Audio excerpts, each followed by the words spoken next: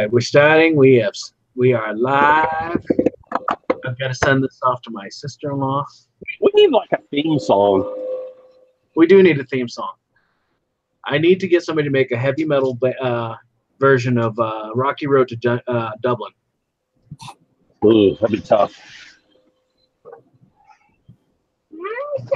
I've got a hillbilly version of Thunderstruck. It's actually pretty good too. I've got a buddy who might be able to do it. I'll just ask him to. I'll ask him. I'll have to drop a couple bucks his way though. Yeah. Okay. Seriously, Rob, do you have the washing machine version of the Redneck Thunderstruck? No. Oh, not the washing machine version. No. It's well, what? Yeah, one guy's using the spoon on the. So yeah, I mean, it's the video that was on Facebook a couple months ago. Guys using the spoon on the. Sorry, the feedback was my fault. Forgot to mute my channel. Oops. All right.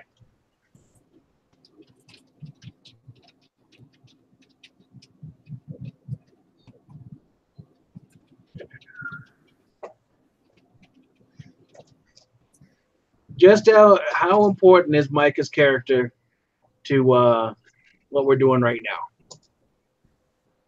He was a thief, wasn't he? Yeah, give him 10 more minutes. All right. That'll give me enough time to run to the bathroom real quick. I'll be right back. Okay. Body break! Let's see.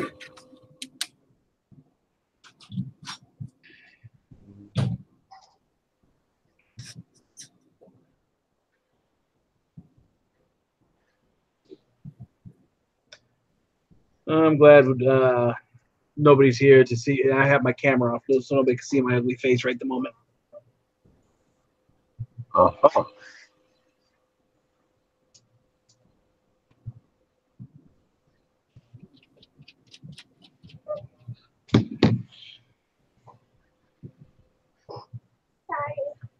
Look how many I got.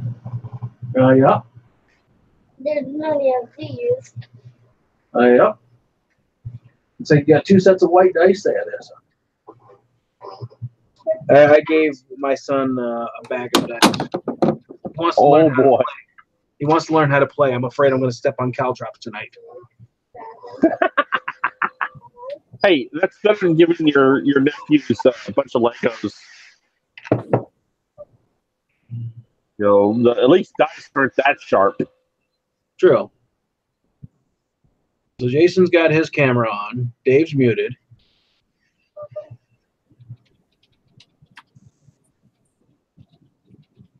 Oh, my camera's off too. I know it is. It better be. I mean, I wouldn't be able to understand you guys if it worked. Everything would be garbled because of all the data it's trying to transmit to the videos. Yeah.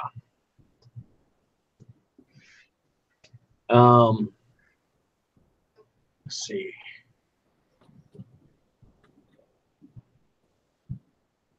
So the name of the stream is called Game Day 2, in which our mighty halfling makes a dragon mad. Oh boy. Let's see. Pathfinder RPG. We use the honor system for dice rolls. We haven't even confirmed that it's an actual dragon, have we? True. Let's see. We use the honor system for dice rolls, but if that fails, we use the dishonor system. Right. And there's a question mark when it comes to the mad. Oh no, let's just use honor system on these. I seriously roll so badly that I kind of wish we did use the dishonor system because it would probably help me out. Unfortunately, you're using electronic dice, so therefore you cannot. Oh, you'd rather it's all roll one. What is that?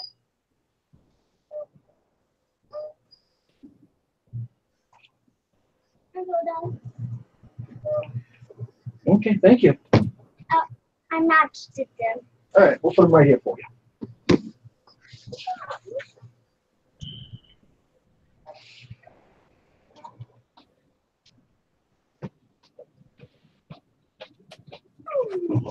Except the triangles.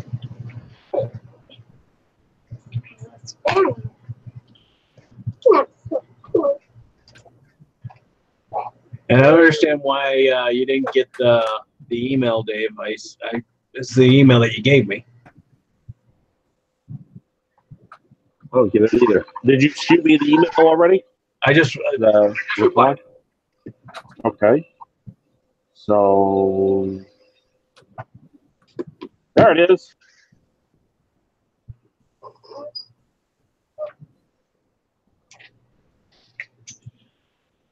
Okay. You didn't have any attachments? say again. The game. No attachment. No attachment. I haven't. You just typed in Thaco. Yeah, I know. Reply. I typed in Thaco. Yeah. No, there was no attachment. Oh, okay. You're in the chat. We don't need an attachment. Oh, I'm sorry. I meant for the Rift character you were making. Oh no, I haven't.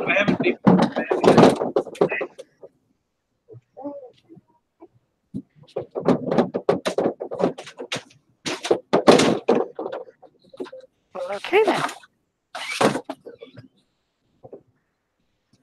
Who was that? All right, everyone's still here? Oh, yeah. Yeah. As far as I could tell. Well, Micah has got his camera on, or not Micah. Jason. Jason's got his camera on, but Not anymore. not anymore. Okay. Yeah, we were looking at some weird stuff in your room there, son. Yeah, it was just off in the rhubarb. I forgot the camera was even hooked up. I was using it to spy on my kids when I was in my office. I was totally digging the grease board. Yeah, it's nice. I'm ready to go back up, Jason. All right, hold on a second, buddy. Okay. Let's go.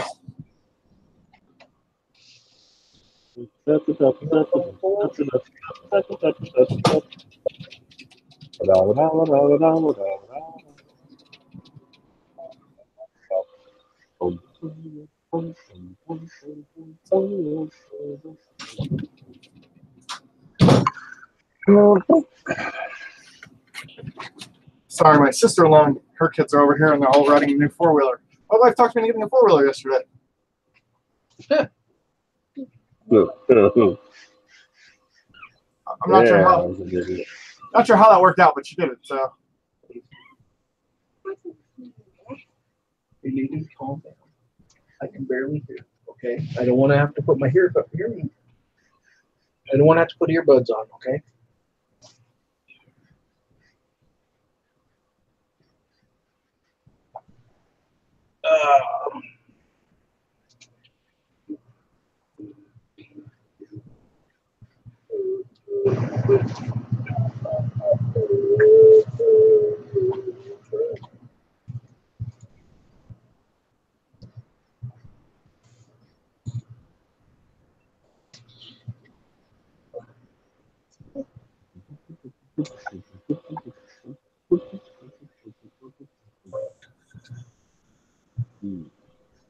Why?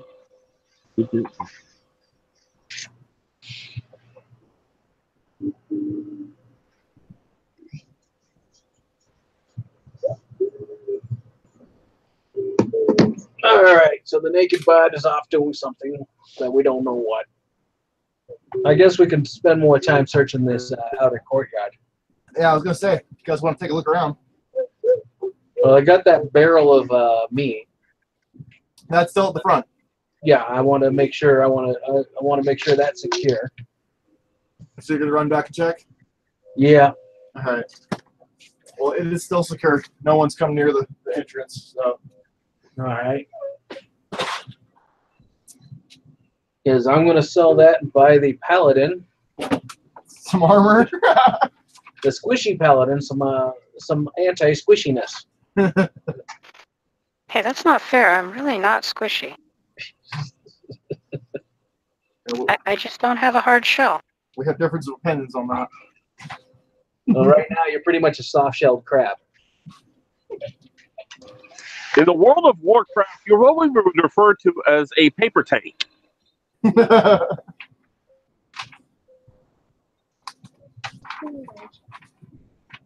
In the garbage. I don't know. In Guild Wars, my necromancer wears light armor or cloth armor, and seriously tanks better than most warriors that I know and play.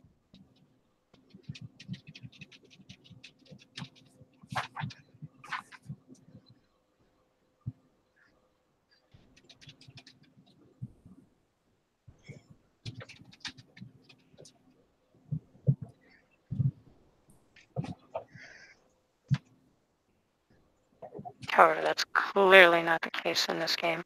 Yeah.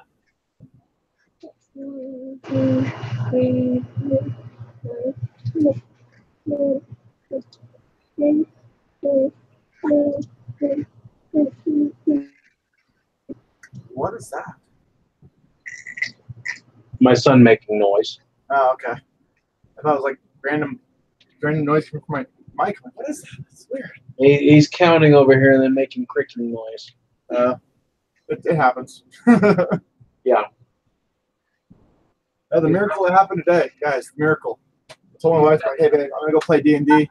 You got the kids, right? She's like, yep, you're good. Go ahead. Like, there's no argument. There's no fights with it. Like, you're just saying, okay. Like, Jesus Christ, what happened? I think the world's ending, guys. So you gotta enjoy this game. Girlfriend. Huh? Who are you? What have you done with my wife? Yeah, pretty much. Go in your room and play.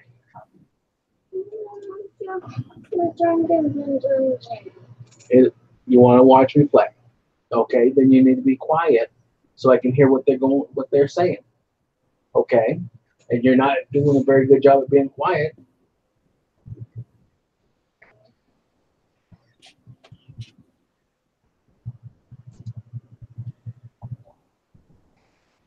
That's the problem with going deaf. I have a hard time hearing, and yeah, he's making noise over here. Yeah. Not to play devil's advocate here, but given his age, he's being extremely quiet.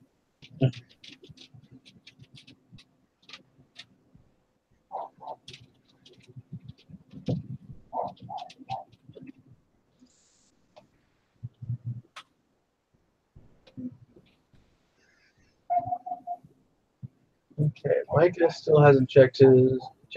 Neither has. Okay.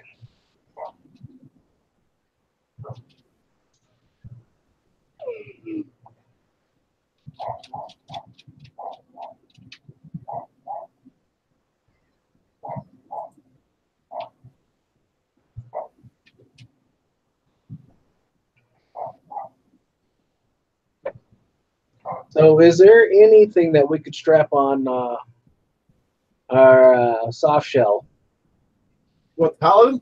for anything in the area? No. No. All broken rocks and broken pieces of wood. Nothing at all would provide useful armor for him. So, anybody got that magical tape made of ducks that we could strap a piece of planking to his chest, her chest? Unfortunately, no. One of you guys has pretty sure one of you guys has some armor, some castable armor. Yes, I can cast armor. It lasts so long, though. It won't last long, no. I don't have any. Yeah, on me, it only lasted one round. I do not have any room.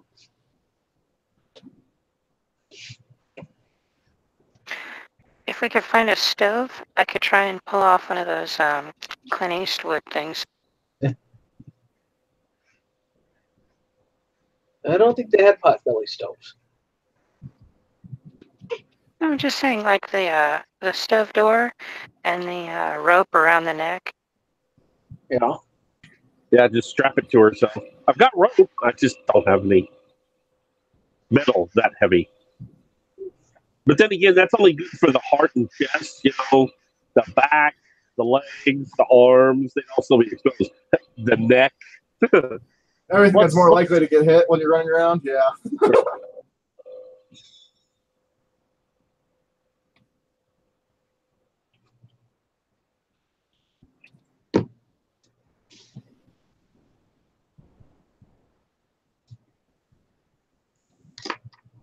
Well, we can always use the bard as armor. Just strap him to you, run around with him. Duck behind him. Living shield. Okay, I'm very tall, but I'm pretty sure he's bigger than me. Yeah, he's 7 foot.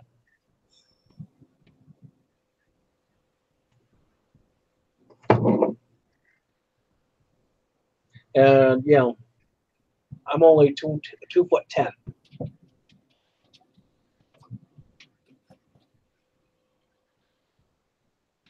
I mean, I'm 5'10", and for a female, that's pretty tall. But You just roboted like crazy.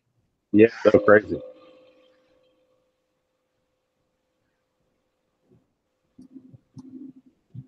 What do you say, Dave?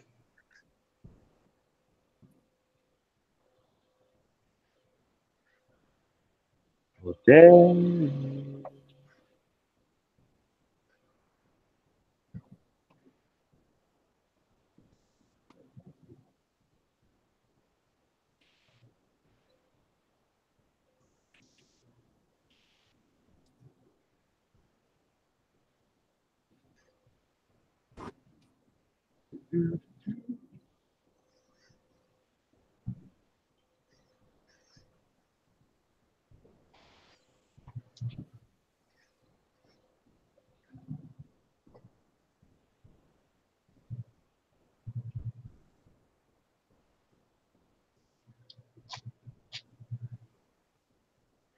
So I'm going to talk to the sorcerer and figure out how he does the things he does.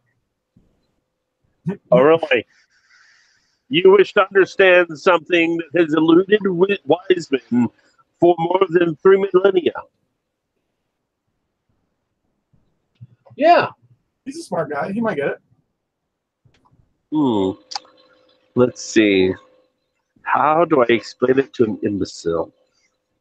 I wave my hands, I say the right words. Sometimes I toss something in that's rather expensive, and the universe just decides to agree with me. Plain and simple. Wait a minute, you're a sorcerer. Yes. Correct? Not a mage. Correct. You don't. Now, speaking as a player, if you look at the rules for sorcerer, the only difference between the two is that the sorcerer is only allowed to bypass the material components for things when their spell doesn't call for something for Less material than 1 gold. components. Right. If it's worth less than 1 gold. If it's 1 gold or more worth, I have to have it, just like a wizard. I still have to make the motions and say the words, just like a wizard. The only other difference is I don't have to memorize the spells ahead of time, which frees me up and allows me to use any spell that I already know without even having to have a grimoire or a spellbook. So mechanically speaking, I still have to go through all the same crap that a wizard does. I'm not even allowed to learn new spells, unlike a wizard. Every level you can change your spells. Oh, really? Okay. Yeah, and when you level up, you can change your spells. I looked into that rule, so I was curious. Okay, good. But you can only do it when you level up. Yeah. No, that's fine. That's fine. Well, only when I level up as sorcerer. If I add a level of something else, I can't go back and change those spells. Yeah. Or is it any level? No, it has to be a change for level of sorcerer. Okay. If you're multi-classing, so I thought. It won't let you change the spells when you level up to the other class. Right. Or what are they called? The I want to say premium, but it's not right either. Okay, so I I've never played a wizard in Pathfinder. So do they still have where they can do like just verbal only spells? Or did they like change it so all of them They are do have a few. Most of them are just cantrips, though. Or they might be just a motion with a hand or something like that. But they're very, very minor and useful mostly just to play tricks on people rather than actually do anything useful. Granted, under the right circumstances, it can be useful, but it's not going to blow up a cavern if if you understand what I'm saying. You're not going to but in burn second a dragon to the edition, ground. what wasn't like power word kill verbal? I don't even know if power kill still exists in Pathfinder. And I don't think it does. I didn't, but then again, I didn't look that high in. Now I'm trying to get to my books. I'm looking it up right now. Ultimate magic. I mean, it's not super important. I was just wondering. Well, no, Curious. it is a curiosity. I'm kind of curious about that myself. Now, I never got to play a wizard high enough level to have power word spells like that. So I never got to use them. In older computer games I did, like, what was it called? Power word kill. Level 9 wizard or is- sorcerer. Oh, wow. The utter of a single word of power that instantly kills one creature of your choice. Whether the creature can hear the word or not, any creature that currently has 101 or more hit points is unaffected by power word kill. Okay. Wow. Yeah, I would definitely not classify that as a cantrip. No.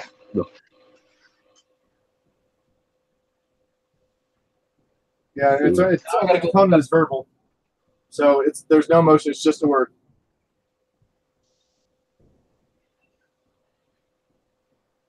All right. I really need a book.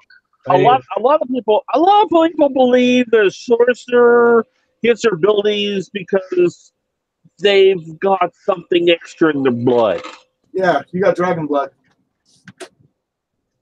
So says my Uncle Fred. I don't know.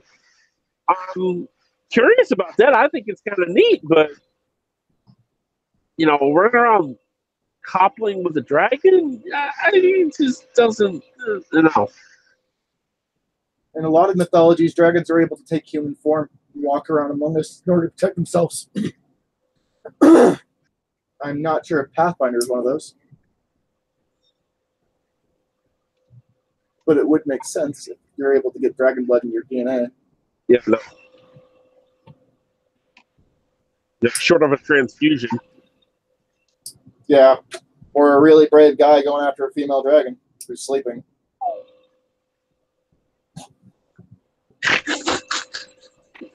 Yes, Just but don't need a little bit of special K. I believe what happened.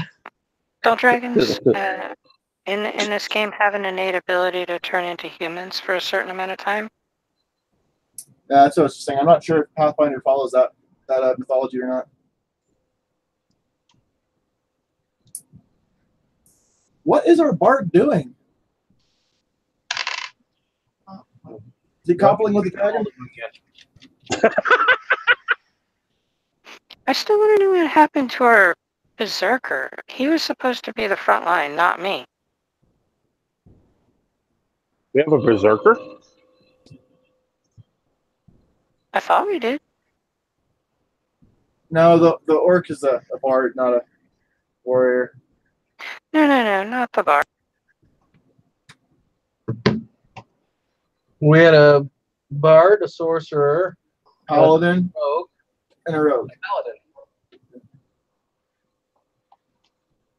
Yeah, so the paladin's supposed to be our heavy. Supposed to be our tank. The squishy paladin. And we ended up with a paper tank.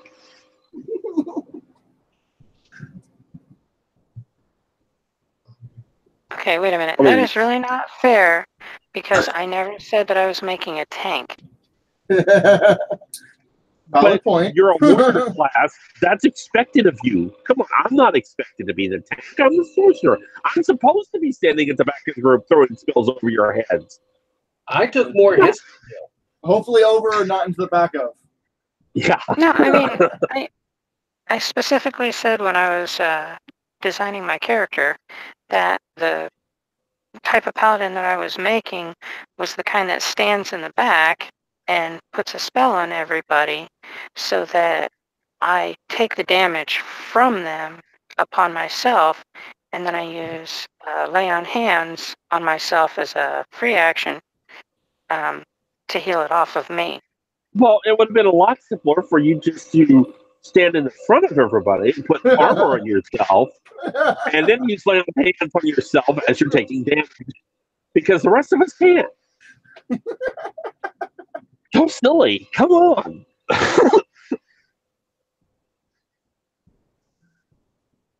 Sorry about that. We weren't listening when you were describing that, I guess. No, I guess we totally missed it. I was laughing in my head. And absolutely nobody stopped me. Well, if we weren't listening, why would we stop you? I mean, we weren't listening. Hello? It never crossed our minds to stop you. It's a selective hearing problem.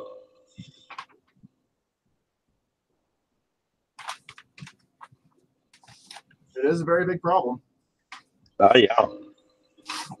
What is it? Something like 90 million Americans suffer from it? Huh? Wasn't listening.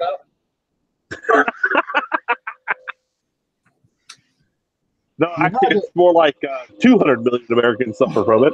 You had to know that was coming. There's no way you didn't know that. Oh, I know. Yeah. That sooner or later it was coming.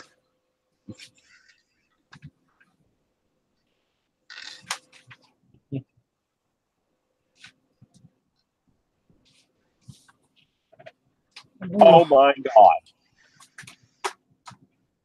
I took mage armor without realizing that at third level I would get it for free. Well, at third level, you can change that one out. I'm going to go ahead and do that since I got it free. I didn't know I was going to get it free. Or did I change it out already? You already changed it out. Already did? Okay. It counted your spells out when I was going through your sheet. Yours was Yeah, the most remember difficult to go through. There's so many like little things like, where's all this coming from? Speaking of which, has everyone else chosen traits? Because you did. I don't think anyone else did. Well, like I said, I've been using the PC Gen program. Yeah. Because it has all the rules for all of the Pathfinder books. Yeah, the advanced and books. you can pick and choose you can pick and choose which rules you don't want to use. So if there's something in there you don't want to be using, say so, I turn that option off, rebuild the character, and go. I don't care. I just want to make sure everyone's getting the same thing. That way you're not running around with all these extra stuff and everyone else is like, why am I not working? Tell me that. Well, the PC Gen program is free. So you guys can go and grab it and download it, and it has all the rules in the book, and it even has references what book and what page the rule is on. So if you want to look at it and read more in depth on it, I'll have to redo that and then it has multiple tabs for each section of your character sheet. And the last tab is basically the character sheet itself. It has multiple options as to which format it can print it out in. And I just save out the basic HTML, and that's what I sent to Jason. Yeah. how the hell did I get listed as education? What? Oh, I'm looking at my YouTube channel, and it's listing this as under education. Still, technically, we are educating each other.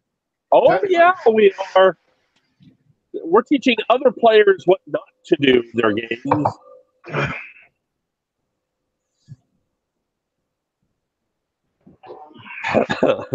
It's funny, you don't see that much anymore. You watch videos learning how to do this, how to do that. They don't show you what not to do because inevitably someone's going to do it. and have problems due to that problem, due to doing something they weren't supposed to do. And yet no one never told them not to do that. And never showed them why they shouldn't do that. Let's see. Draconic bloodline for sorcerer. At some point in your family's history, a dragon interbred with your bloodline, and now its ancient power flows through your veins. Yep. Lovely. My question is, how's an air elemental do that? Yeah, that's a good question. The power of the elements resides in you, and at times you can hardly control its fury. This influence comes from the elemental outsider in your family history, or a time when you or your relatives were exposed to a powerful elemental force.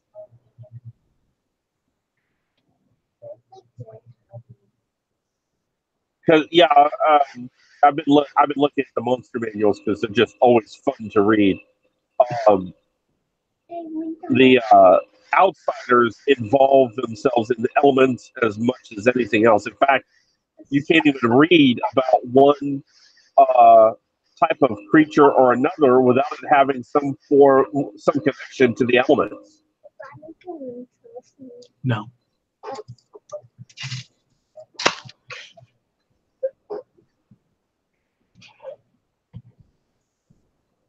Okay. What's Mike playing? You're playing? No, Mike is playing the bard. Okay, well, I just checked the notes, and he originally said he was playing a berserker. He changed that. Yeah, he's been playing a bard the whole time. Yeah. Yeah, at this point he's dressed in a skinned pig. We'll take care of Dave, or I'm sorry, Dave's character. I can't remember your name. I gotta write them all down. Nadia. My name is Nadia. Nadia. That just sounds horrible with the female voice emulator on there. It sounds bad. What, me saying Nadia sounds bad? No, yeah, it just sounds dirty. My name I'm is sorry. Nadia. Should I say it more seductively then? Oh no, please don't. No, let's not go there. The bard might try to lay you. Might. Okay, well, the bard's not here, and I'm upset with him because he chose not to play the berserker, and now I have to be the tank. Yep. Because the sorcerer isn't going to be the tank. And the rogue's tanked enough. Since the rogue took the brunt of the first encounter you guys had, stuck in that Hey, doorway. he's nuts. I am so not built for this, guys. Now, Nadia, are you human or what? Yes, I'm human. I sent you a picture. Well, it could have been human or elf from the picture. Nadia is a 19-year-old female. Okay, that's a young elf. Never mind. Not elf. Hold on a second. I'll see if I can put it as my picture. Ooh. Jason is God. He keeps laughing like that.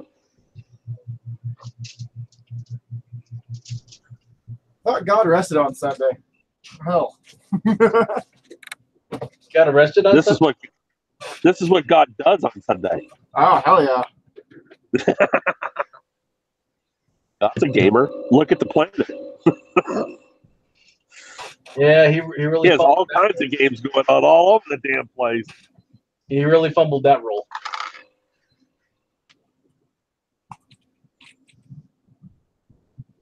Let's see. Rogue. What's the rogue's name? Pydler. Rogue? Pydler? Yeah, Phytler. Pydler. Pydler Quickfingers at your service. Okay, Pydler, what's your race? Halfling. I'm 2.5. Halfling. He's 2 rogue, 1 sorcerer. Oh, that's cool. That's why he was bugging you, asking you how do you do things. Ooh. Well, I get this funny feeling deep down in the cockles. Maybe the subcockles. Sorry. Yeah. Maybe even in the subcockles.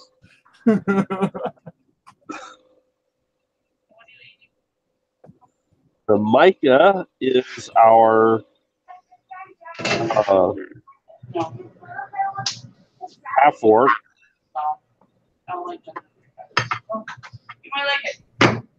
Bard. Not yet.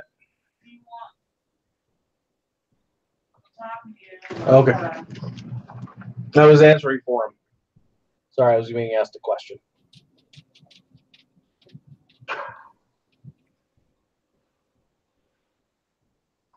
I said yes. I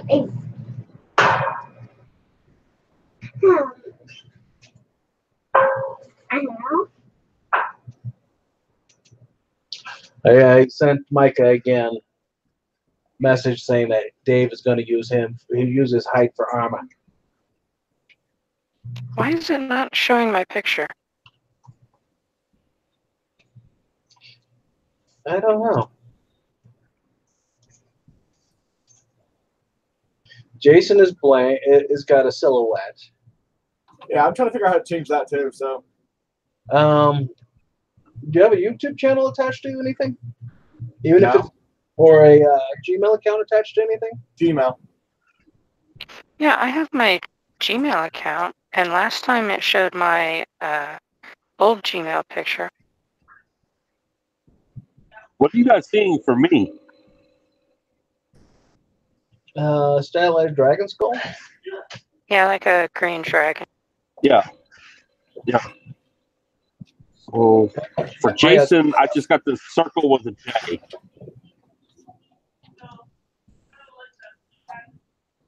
And Yeah, then that's Lucky it. is a very Please, can you take like a fucking 10-minute break and help me with them? Get them food. I'm not feeling very good. Hey guys, I'll be right back. all right. Sorry. We're going anywhere. I meant to. No, it's all right. No, we'll talk to everybody that we can hear too. Huh. I don't know. I see everybody's picture, but for some odd reason, mine's black. Yeah, you're black. Yeah, that's true. The picture you chose was too big.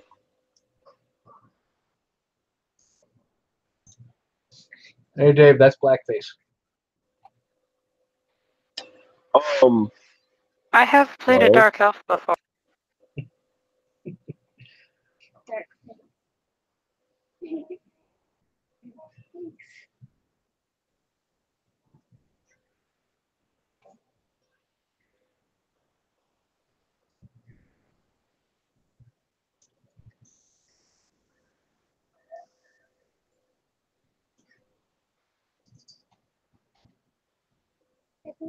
So far, we only have one person watching.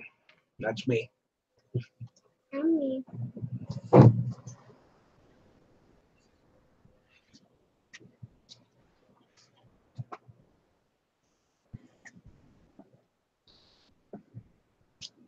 Tony was watching last time, but she's on the road now. What is?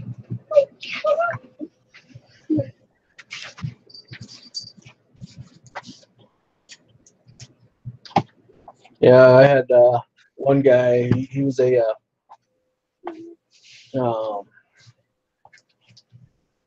I put him to moderator, but he was useful for getting us some information. Yeah.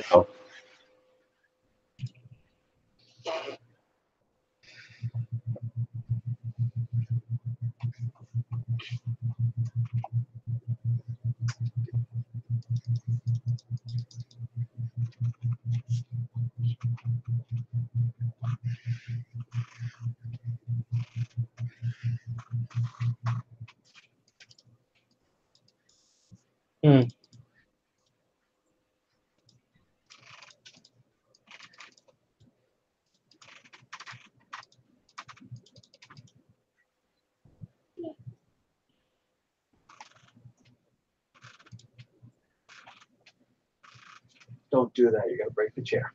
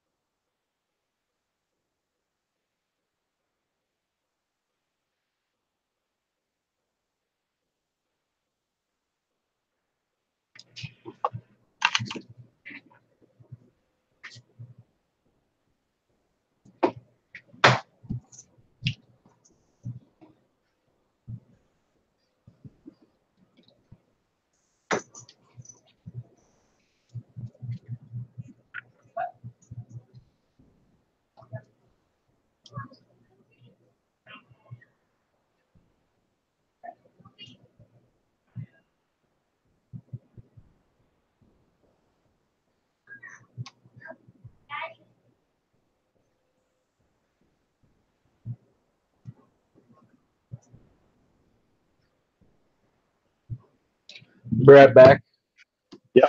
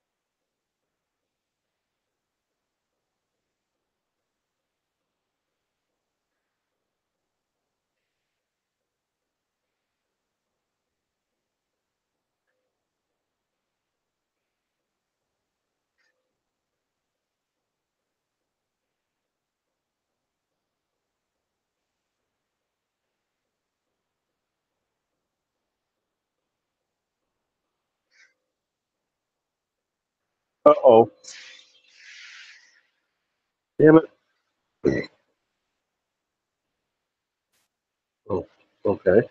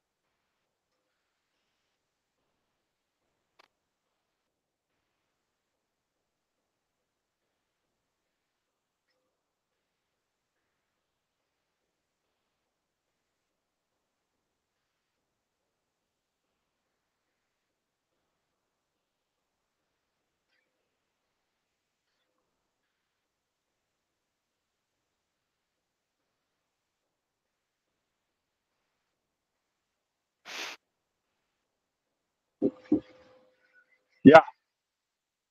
Garrett, No. it's pouring down rain again. Jesus. You know, Brad went to the store to get stuff for supper. Okay.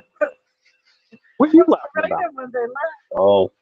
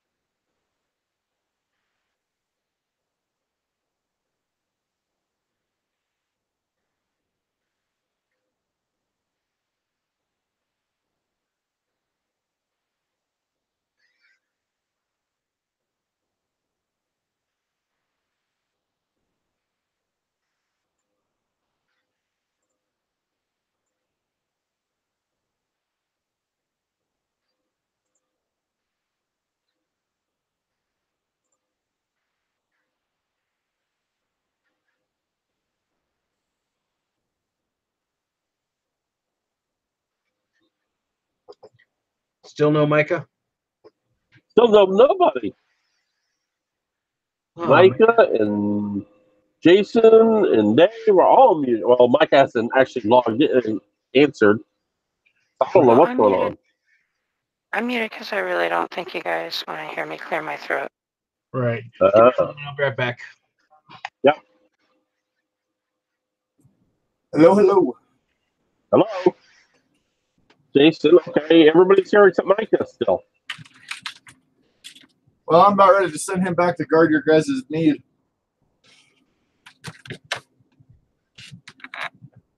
We can move on with the rest of the group. Yeah.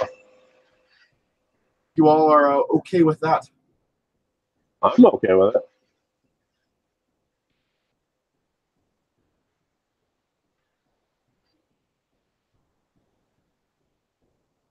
Dave?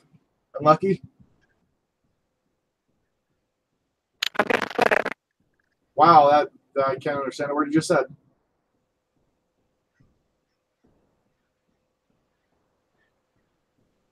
Dave, repeat yourself. I'm good with whatever. Unlucky?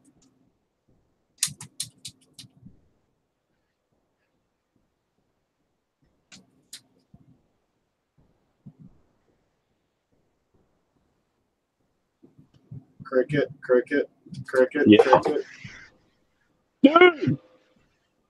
Dude.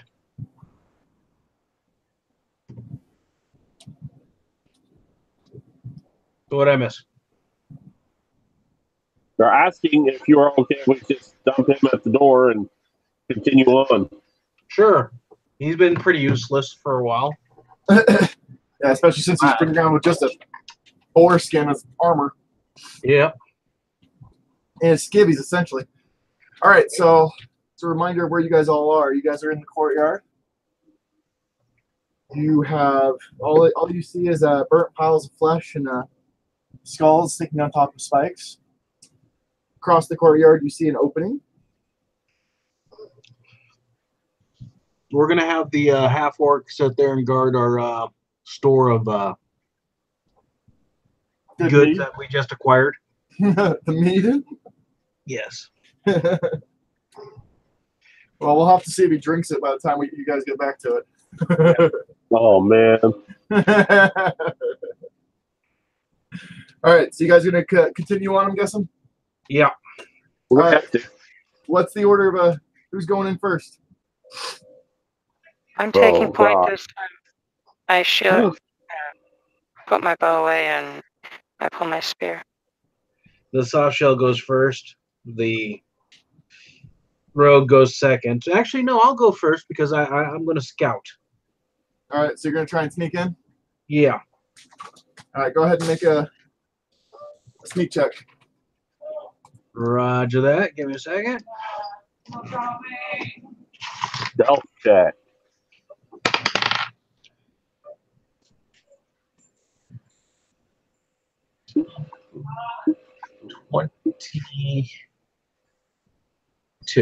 22. All right. So as you peek your head into the opening on the other side of the courtyard, you see what appears to be a hog pen. The floor is covered in mud. Matted wiry hairs line the walls, and several sleeping hog mothers lie within, their squealing hoglets suckling as they snore in the warm afternoon air. Pulling at Garfield. Bacon on the hoof.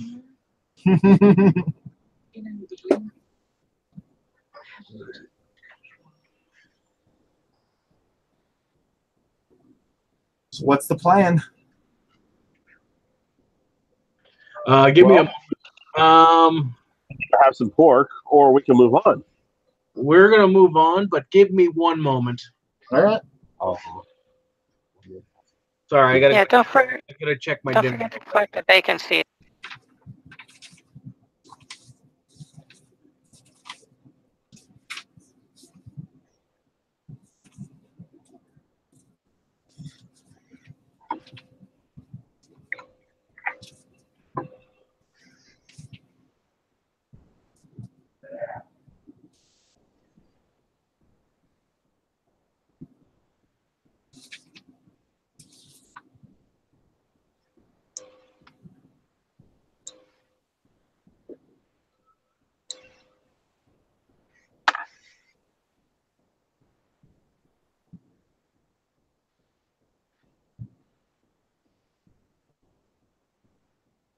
How many pigs were there in the pen again?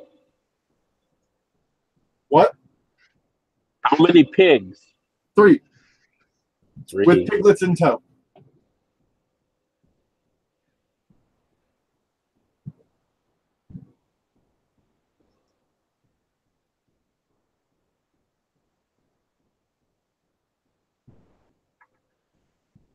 Sorry about that. I'm back. What was decided? If you want to go see what that place gave, it's starting. Are you starting yet? Are you starting yet? Yeah. You're starting? Hello. Hello. Hello. Okay, I'm back. Sweet. So what's the plan?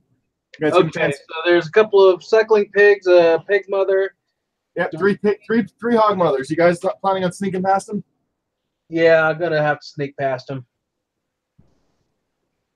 All right, roll a stealth check. Okay, give me a second. Oh boy.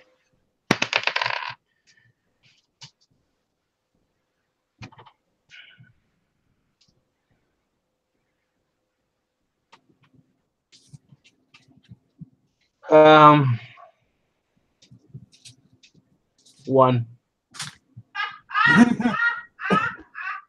You say 1, you got a natural 1? Yeah. Wow. What'd you do? I mean, they've got short, curly tails. How can you possibly step on one? Come on. All right, so as you attempt to sneak through the hog pen, you happen to accidentally step on one of the little piglets, letting out a loud squeal, alerting the 3 mothers immediately to your presence. Look around quick, see if they got any slop that I can throw in there. Oh, there's nothing around other than the 3 pissed off mothers and the piglets who are running away from you as fast as they can, going behind their mothers. Bluff. How do you bluff a pig?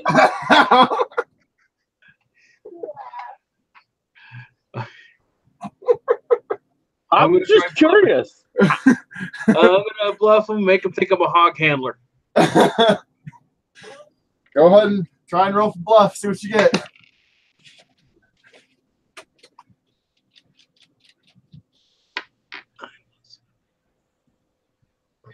$15. You do your best to impersonate one of the handlers of the hogs, and it doesn't seem to work, seeing as their handlers are all goblins and you look nothing like one, nor smell like nothing like one. They charge.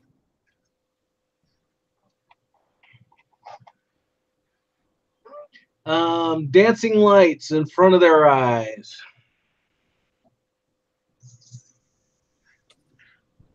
dancing light in front of their eyes. Yeah. Is that unlucky casting? Yes.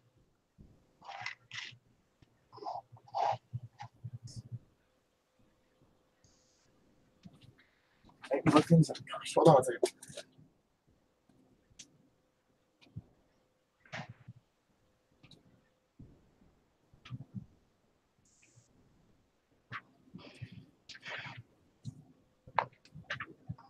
The die that was doing so good last game just failed me this game.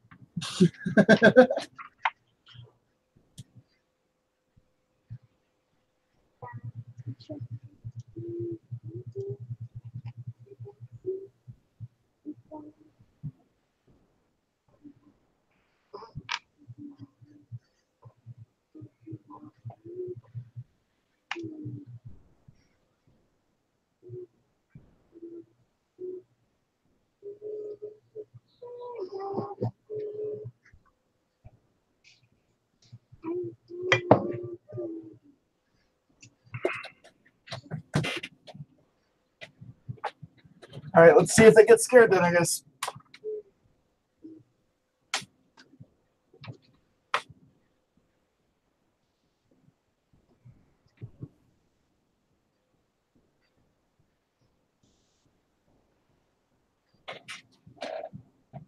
All three of the hog mothers seem temporarily stunned by the lights, but are not deterred and continue moving forward towards you, just at a slower pace.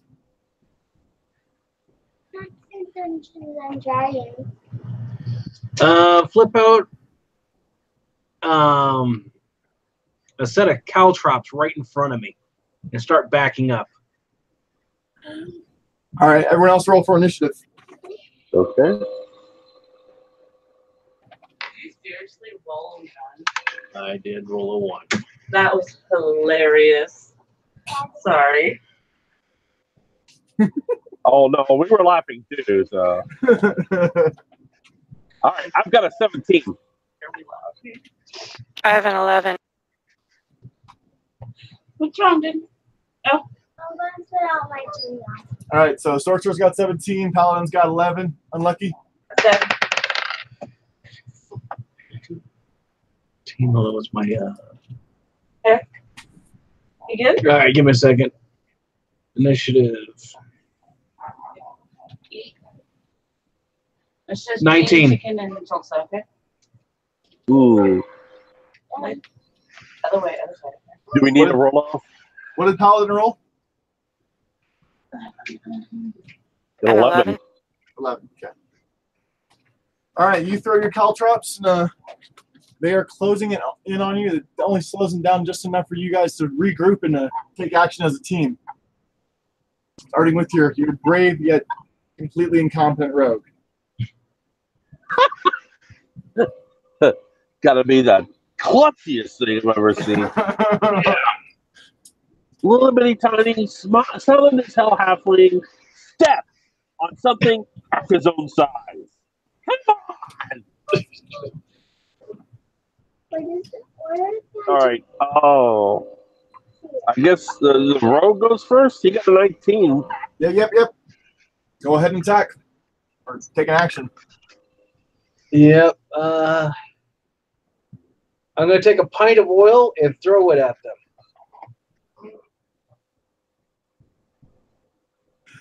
All right. Roll a d20 to see if you actually hit them. Any of them.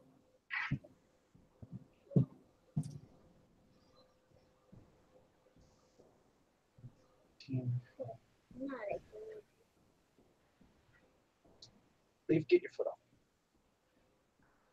18. Your bag of oil managed to strike the lead mother right in the face and just splatter all over her. So now she's well and greased up. I don't know what the point of that was, though, because she's still charging. Sorcerer, it's up to you. Yeah, great. Now we don't just have pigs, which are easily strong enough to knock us around to deal with, but The greased up, too. we can't hit them. We can't even pick them up. Nothing. Oh, this was brilliant.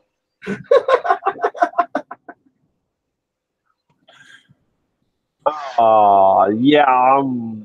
Grease Oh, up, big fight. Let's go. I'm thinking about greasing myself up. Maybe if they hit me, they'll just slide right off instead.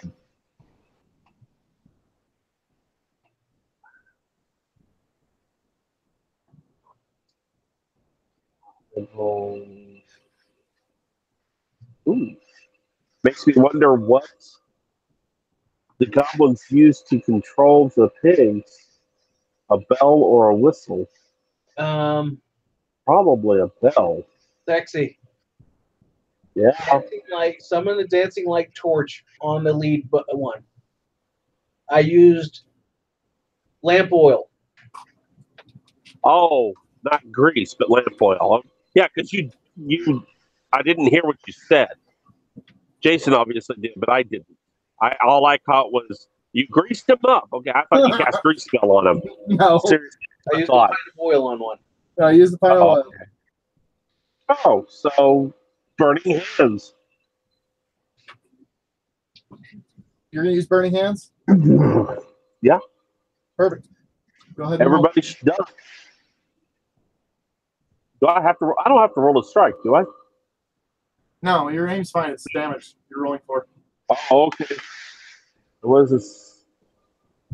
3 die 4. All right.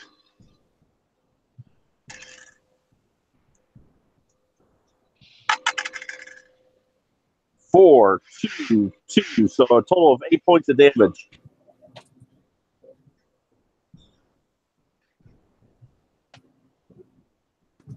And then with the lamp oil, I need to keep looking things up. Gosh. Lamp oil. Yeah. Two of them turn tail and run because hey, it's fire. The other one turns tail and squeals even more because hey, now it's on fire.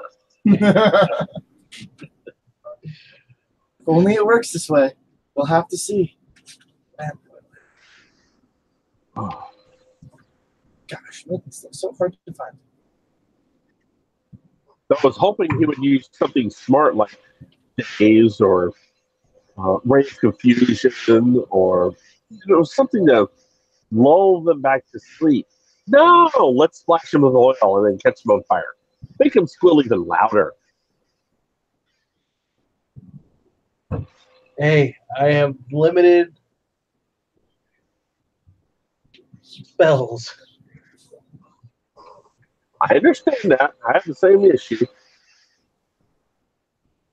But I did have 3 pints of oil. Well, you I've managed to got splash the first one. Roll a d3. Roll a d3 to see how much damage the oil does to the hog mother in the lead. Hey, Dave, can you roll D3 for me? 1. 9 points of damage. The lead hog mother is stunned, obviously still burning. The two behind it immediately turn tail and run back to the corner away from the fire, which is quickly spreading across the reed-strewn floor. Oh, no.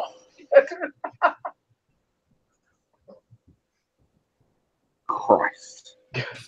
Right. Paladin's turn. Next, for my next action.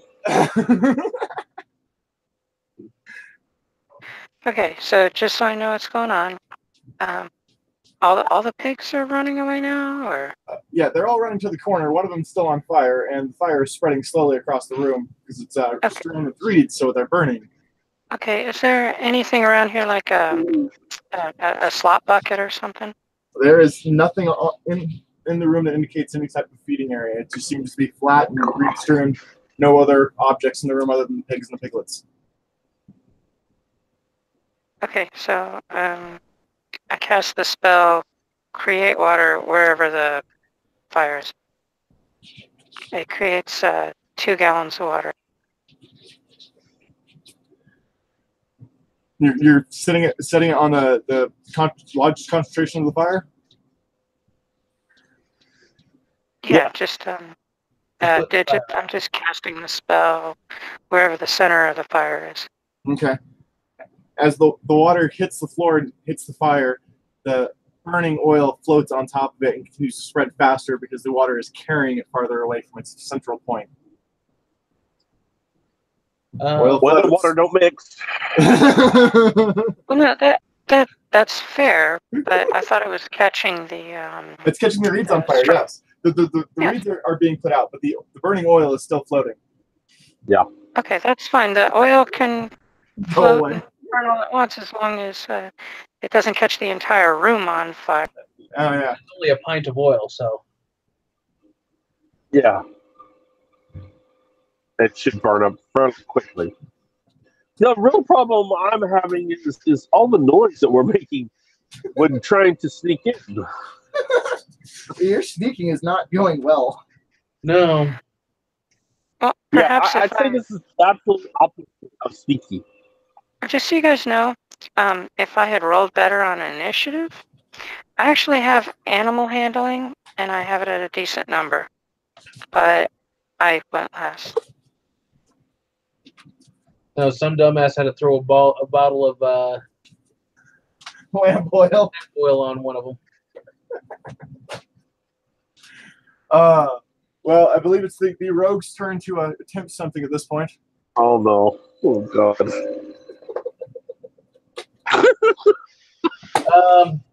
Are the hogs away from us? Oh yeah, they're all in the Yeah, corner. oh, yeah. They are a good 15 feet away in the corner hiding. One of them's burning and trying to put himself out by rolling around. Okay. Continue to the other door and let's not worry about it. The rogue's Sure. just running to the next door. Anyone else following him? Oh, I'm gonna- God. I'm going to go ahead and cast Create Water on the pig that's on fire. That's Just nice. so On the way when, out? if she's rolling around, she doesn't spread it. Okay. Are you also following the rogue out on the way? After I cast I'm the about. spell, I'm yes. kind of like keeping an eye on the rogue and watching the paladin at the same time, so we can all kind of track each other. All right. Well, the paladin nicely puts out the poor burning hog that you guys decided to set on fire with lamp oil for some sick reason, and you run out of the room as the smell of bacon finally hits your nose. Oh man. Great, now we're all hungry. Yeah. We were all hungry before that happened. All right, you enter the next room. The room is clean and well kept, a stark contrast to the rest of the goblin-infested keep. A single cupboard sits on the eastern wall, and a clean carpet rests on the floor. Small areas seem to be marked off on the floor, presumably to designate sleep areas. How many places are there on the floor?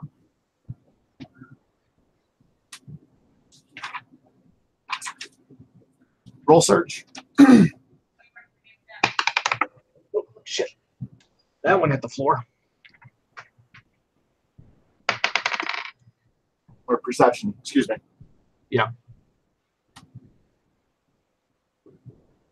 My perception plus 23. Nice.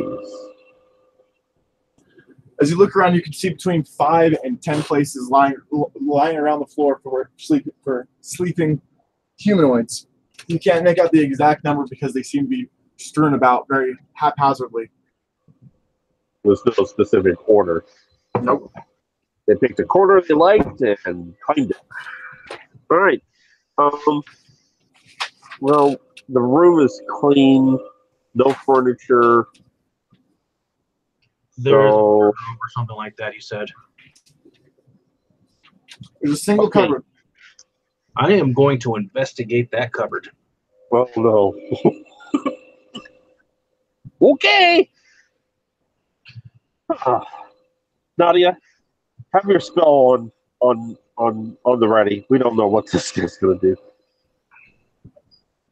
You think the thing's going to catch him on fire? At this rate, maybe. For all we know, it's going to jump him and squish him. 27 perception. Do I sense any traps? What was your perception check? 27. You do not sense any traps, but you do suddenly see the form of 2 constructs standing just to the side of either side of the opposite door. Black robes cover their faces and their hands. They have not seemed to notice you quite yet.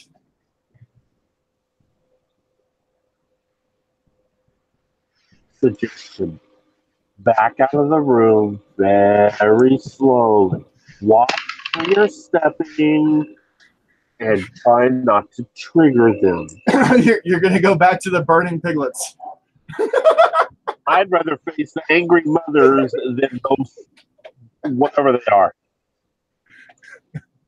If you're all in agreement, go ahead and roll a stealth check to see if you can get back out of the room without being noticed.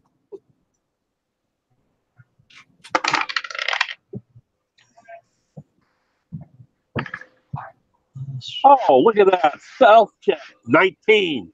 25. I don't No, I stealth. rolled a natural though. Well, no, stealth. Anyone can use stealth. You just Yeah, I stealth can don't be done. stealth. you don't stealth. You're Oh, that's right. intentionally. You're a paladin. You're the chink, chink, chink. I don't have metal armor. I have Then padded you can cloth. stealth. Then you can stealth. Whether I can or not is not the Choose it not question. to. I do not. So while the other two are trying to sneak out quietly, are you going to approach the constructs? Are you going to say something? Are you going to join up and attack them? No, it's just a plush carpet, so I doubt I'm going to make much noise, but I'm not going to intentionally sneak. So you're just going to walk out. I'm going to proudly strut out like a paladin. Right as you reach the door, both constructs seem to come to life after noticing you. Oh crap! You cry. Oh. One of them shouts out in the common tongue, "What are you doing here?" Leaving. Yes, leaving. That was my first thought too. This is where you really should have had your bard. You should be very upset that you left him back to guard your meat, No kidding. but she's hopefully not drinking. You cannot leave until you tell me who you are. We are nobody. All right, which one of you is going to try and do the talking of these things? Me. Who's I ready? will. I'm going to bluff. I suggest whoever has the highest charisma. Which That'd be is your paladin. That'd be your paladin. Your paladin has a 20. Ooh. Yeah, the only problem you have with that is she's a paladin, so, you know. Just shut up. Listen. They're talking to me. Oh, All right, who's talking? this sort. I'll bluff him. God. Go for it. All right, unlucky I'm just bluff. waiting to stand here to die. 17 for no, wait a minute, wrong one. That was my climb. Okay, bluff would be 21. What do you say to them to try and bluff? I was sent here by the goblin chieftain. What's his name? Does anybody remember his name? No, I was asleep. It doesn't matter if you remember or not either. It's whether you remember. Yeah. Yeah, roll up. I grunt out a couple syllables under my breath and say that we're here to check the if everything is ready. The goblin chieftain sent you here to check if everything is ready. Yes. The construct looks at you confused and says, "Ready for what? I don't understand what you're talking about. Why are you here?"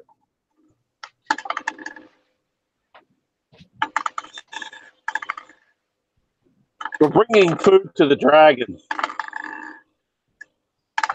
Roll bluff again. Oh, roll my bluff? Okay. You're talking. 29. You're bringing food to Ragma? Do you need us to show you where he is?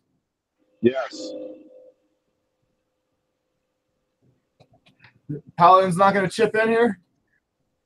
Or did you guys gag her? The paladin is lawful good and is going to tell the truth. Don't gag her.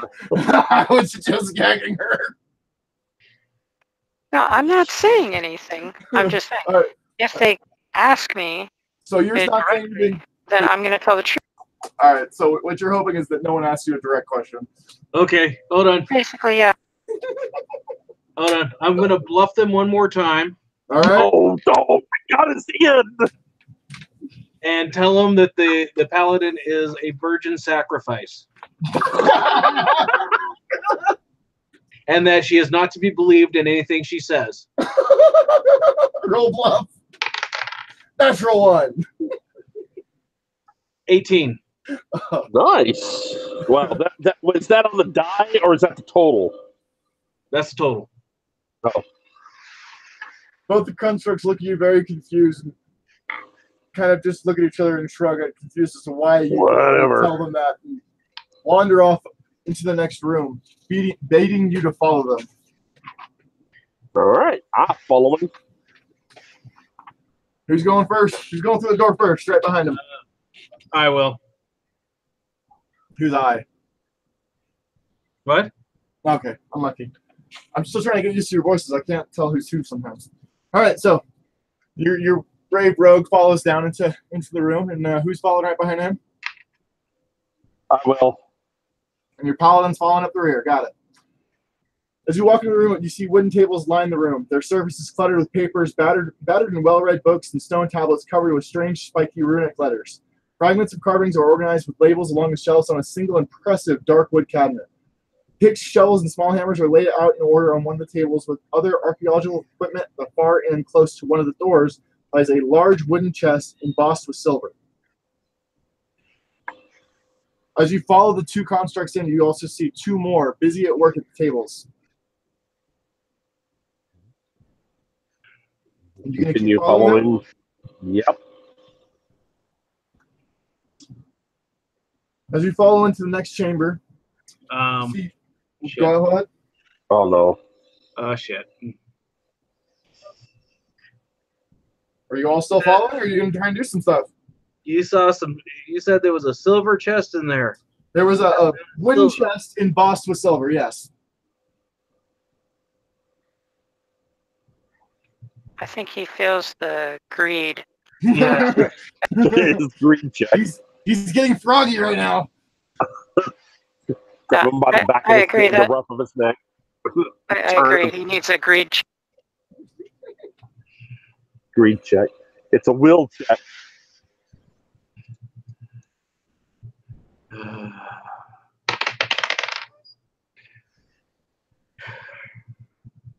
$21. You managed to control your greed and continue to follow along with the group, only eyeballing the chest from a distance, which you get to it without being seen. You continue to follow the first two constructs into the next room, while the other two, or the two that were in the room, continue to work. Dust obscures the designs on the cracked blue and white mosaic tiles that cover the floor in this small room. A large circle is inscribed into the floor among the tiles, inlaid with gleaming silver. A faintly glowing 7-pointed star is etched within the circle. Pretty.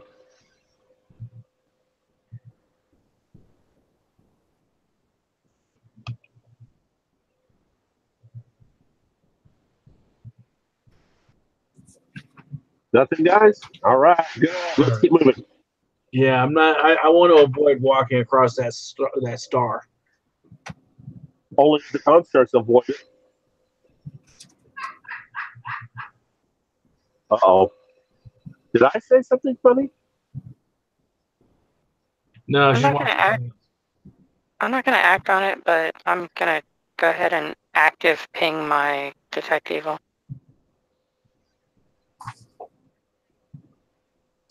Detect evil? Yeah. Roll d20.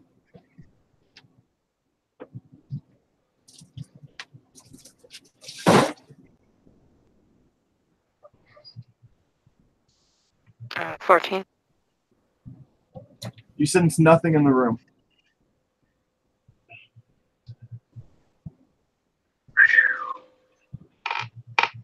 You guys going to continue to follow the constructs across the room?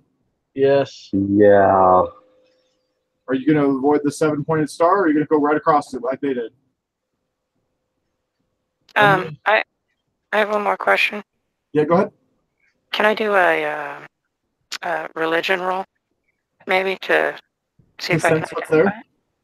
Well, to see if I can Sure. figure out what the 7-point star is. Yes. And I want to roll for Arcana. Okay.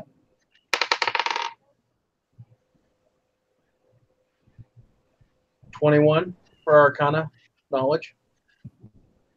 Religion? 16. You sense no religious affiliation with this, and you see nothing recognizable as anything that you've seen in any known religion. And your arcane check senses that it does have some latent power in it, but you are unable to detect what it is. And where is it? Oh, yeah. I'm going to go ahead and throw in Detect Magic. Detect magic? Yep. Go ahead and roll it.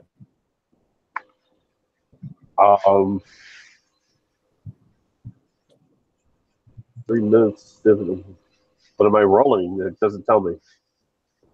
For detect. Oh yeah, no. You sense a faint magical presence again, but nothing that tells you what it is or what it's for. Or even where it's at. Not even where it's at. The whole room Wow. seems to glow with the faint magic. Yeah. You gonna That's continue not- on following the constructs? Yeah.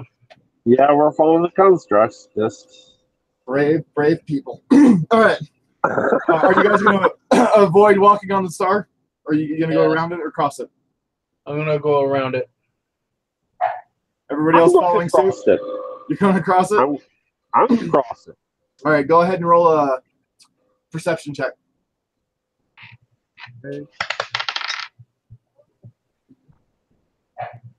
Ooh, I got a plus 11. 18. 18. As you cross over the center of the 7-pointed star, you see a depression inside that has a vague similarity to something you've seen before, but you can't quite place it. You continue on following the constructs with no harm coming to you for crossing over the center of the star. Okay. You enter into a small stairwell. Worn stairs lead down into total darkness. There is still and listless in this small stairway. As you continue on, you enter the basement. You gaze into a room, and hundreds of skulls gaze coldly back at you. Each is a set in one of many checkered board alcoves, and each has been cracked and broken. The grinning bones stare vacantly into the room, which seems otherwise empty.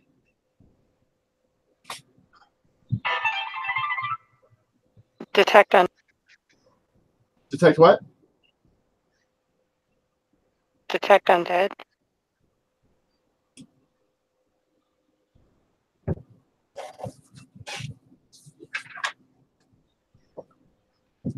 You sense no undead presence.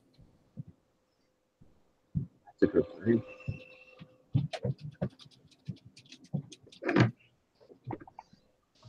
The contracts have stopped at the bottom of the stairs and will not continue forward. They only point down to a hallway across the open room. Oh, boy.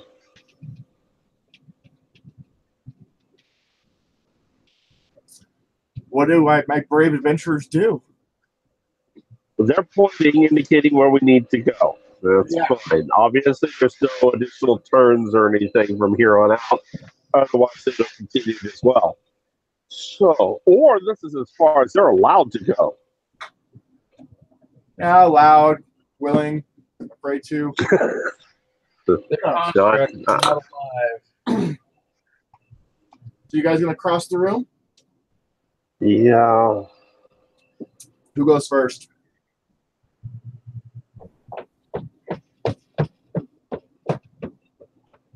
I volunteer the rogue.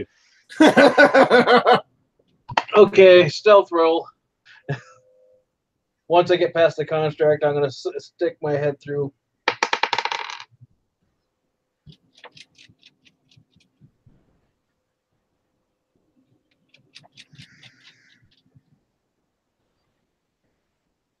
$18.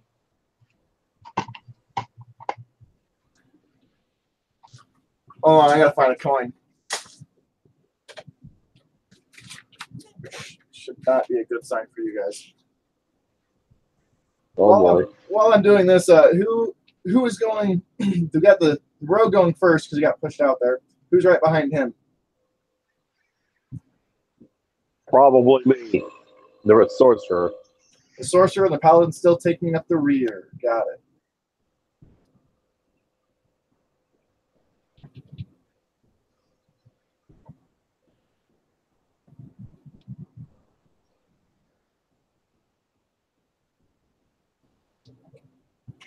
Higher or even or odd? Even. Even. Even.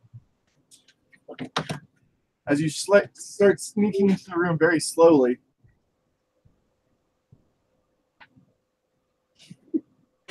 As you start sneaking into the room, you're fine, Dave.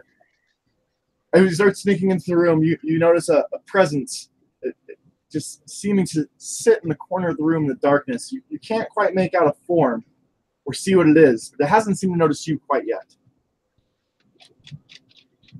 Are the two constructs sitting there next to me? Yeah, they're just standing there. They're not doing anything. They seem to have gone. They seem to have gone still as a statue. Yeah, just out of curiosity, why did we sneak when we have an escort? We asked for one.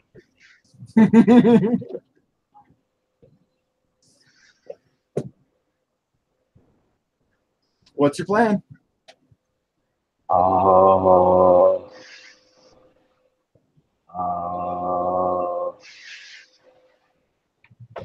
boy.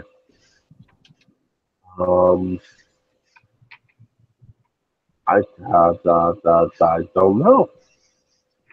Nobody likes my plans, so I'm waiting to see if someone has a better one.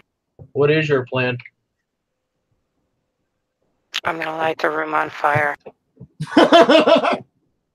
Remember, we're after a little girl.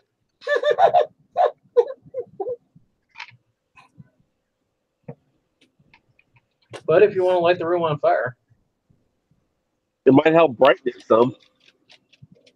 No, I have a light spell. I can turn the lights on in here. As a matter of fact, you guys have light spells. Yeah, everyone has a dancing lights or light, some form or another. Yeah, we can make this a party. What does this construct look like next to me? The constructs that are standing there? Yeah. They are made literally of magic itself, with tattered robes and hundreds of tiny runes that form together, creating a body and mind.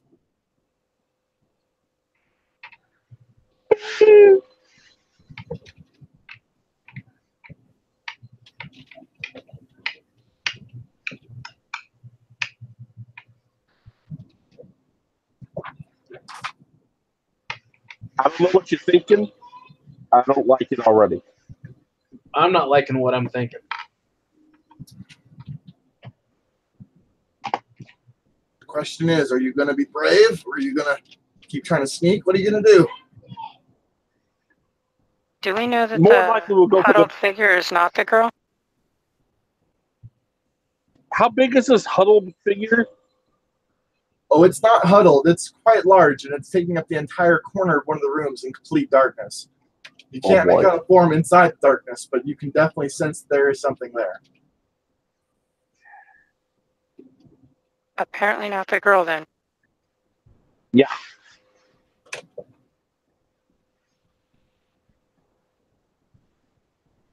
Okay.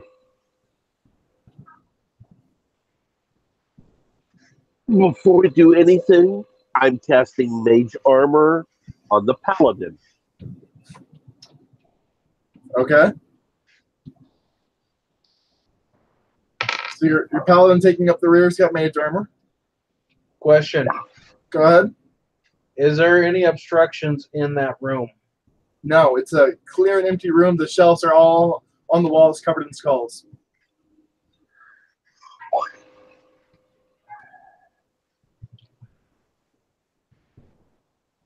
Well, unfortunately for us, we need to see what we're doing. When I think I can, or I'll go ahead and cast light on. On the corner? Yeah, at the top of that corner. Okay. As your spell takes effect and lights the entire room up, you still see that corner is completely darkness, but now it is vaguely humanoid shaped and it's turned to look at you. Yay. Paladin, it's black, it's dark, it's the anti-paladin for you. Have fun. I think you forget. I'm not a paladin. I'm a virgin sacrifice. God. Oh, awesome. Okay, so does that mean the halfling is the meal we brought for the dragon? Apparently. Just for your information, the shadow has turned and looked at you, but it hasn't made any threatening movements towards you. It's merely looking at you, wondering why you just lit up its domain. Understandably. And since it hasn't asked why, I'm not going to answer.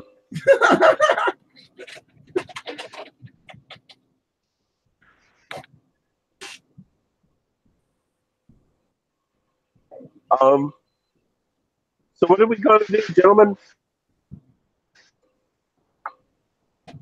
You're not going to try and bluff? Yes, I'm talking to you two. We're not going to try and blow it up? Bluff? I could try bluffing, but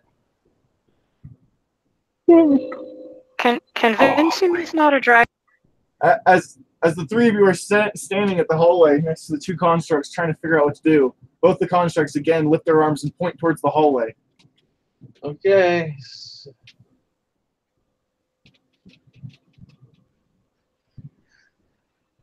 You guys are all... You could always say thank you and dismiss the constructs. Yeah, that's what I'm going to try to do. Thank you, and dismiss the constructs. You may return to your post. Go ahead and roll your bluff check.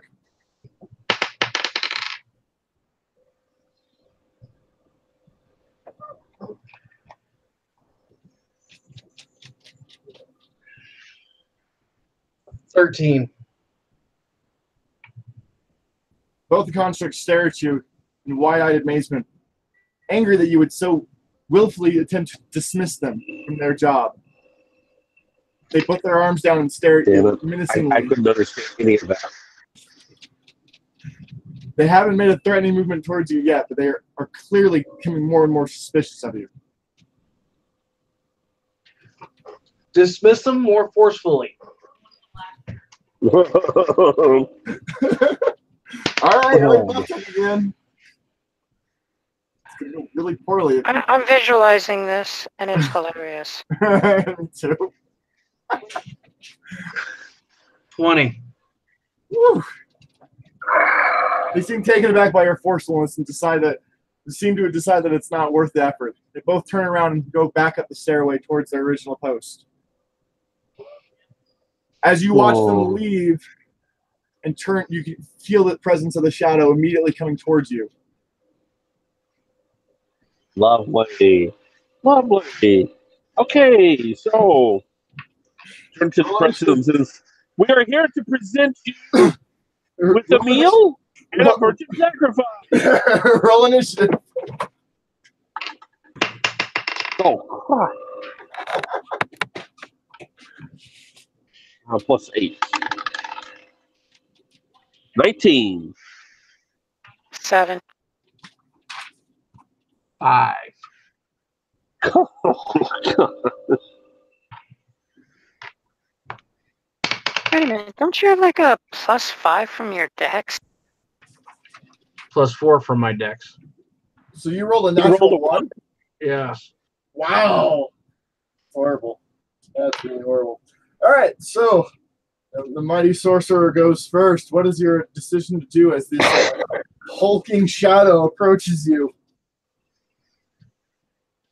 I puff up my chest and look up at him and say, "What?"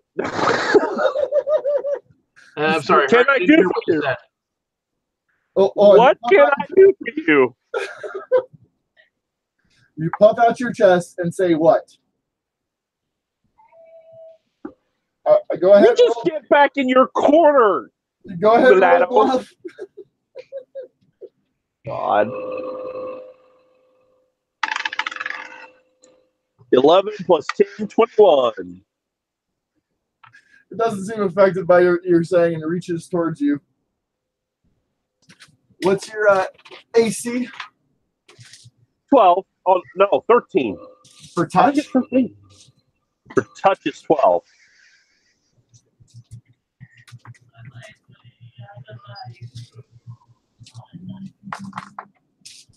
When did I... Okay.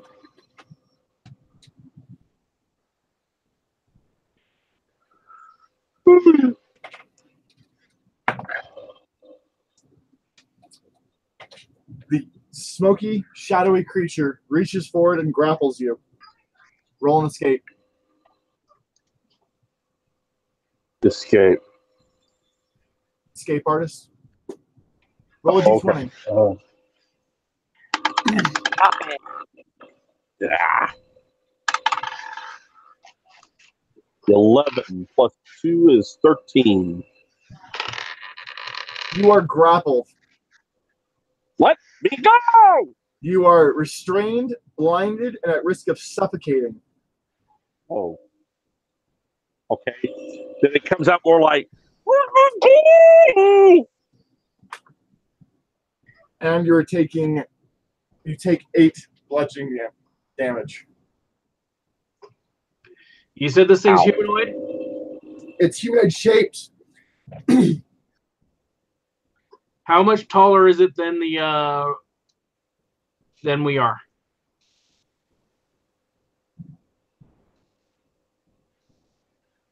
It seems to be between 7 and 8 feet tall. Hulking over you. And easily holding your sorcerer above the ground.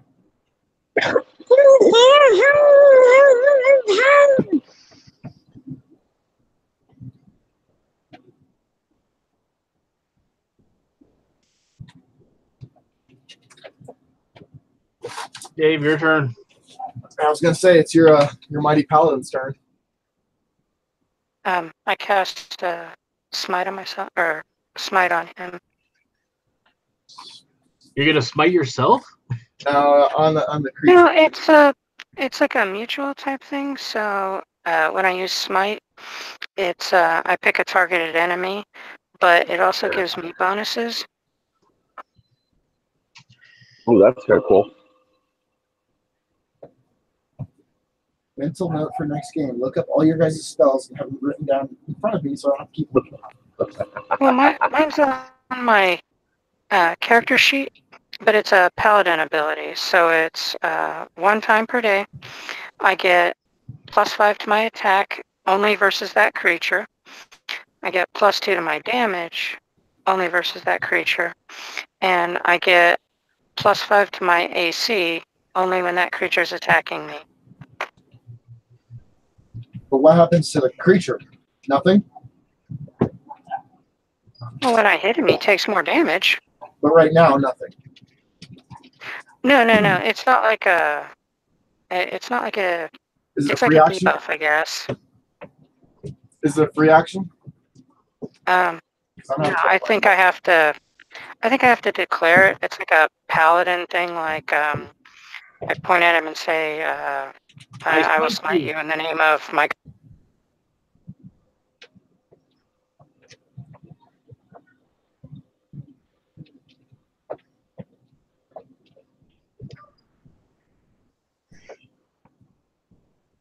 So you Use this smite him. action to proudly proclaim, "I am Nadia, and I will smite you this day."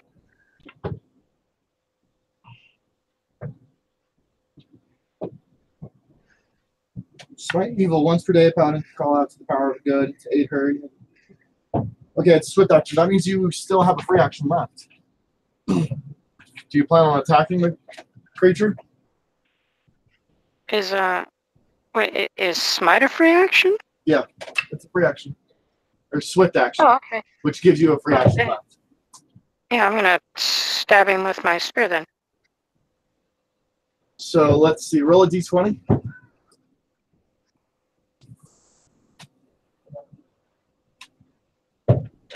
Let's see if you manage to hit him.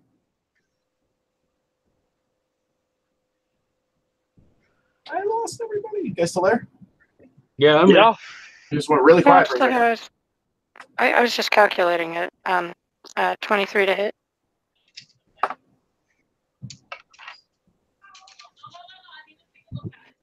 So you are going to hit the creature. Now you need to roll pick even or odds.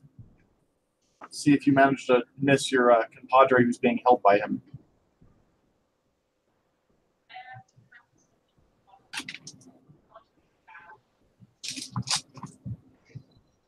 Odd?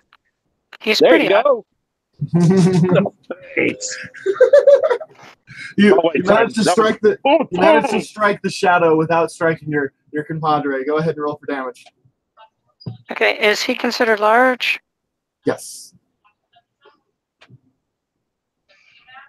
Oh, excuse me. No, he's medium. The shadow is a medium creature. The upper limits of medium, but still medium. Yeah.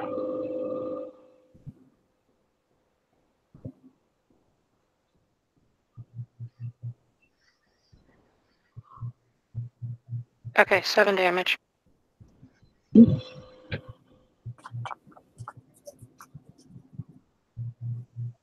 The creature seems wounded by your attack, but is still holding on to your friend. Rogue. Shocking grasp. Draw a sword, shocking grasp. Shocking grasp. All these things gotta make me like look at. What's shocking grasp do again? 1d6 damage, electricity. And that's your only That's action the at this point, spell's right? name indicates you have to actually touch him. Right. Yeah, so you're reaching forward to touch it? No, I have to activate the spell first. Okay. So spell activated, sword Yep. pulled. Sword pulled. All right. Are you intending on it? That's all your actions? Yeah. All right. So it's back down to your sorcerer who's struggling to get free. Go ahead and roll a d20 again to see if you can escape.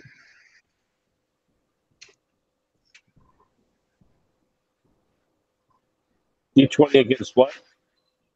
To see if you can escape. What's your okay. d20? 15. You manage to break free and fall to the floor, scrambling back towards your two friends. Paladin, it is your turn. You now have a clear shot at the shadow.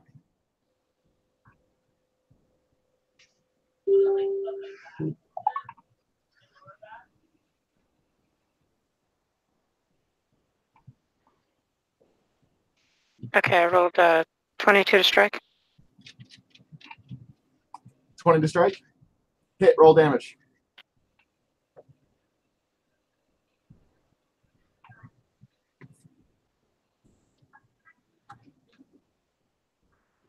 Eight damage.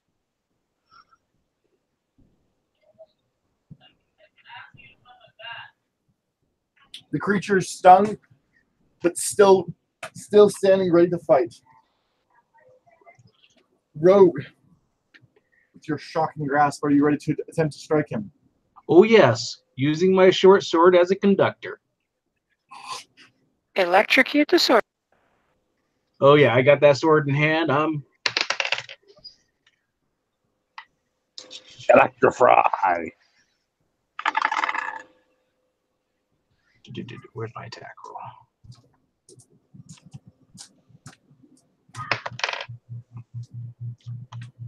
$20. Nat. Nice. Oh, natural 20. That's to strike. That's the strike. Go ahead and roll damage. It'll be a critical hit plus the critical plus the electrical damage.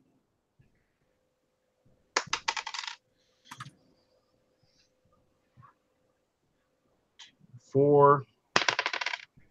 And Total of 6. You said total of 6? Total of 6. All right. Let's see. Go ahead and roll for defense against touch.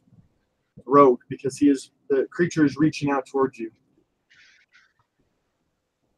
So roll an escape. Escape artist. Okay.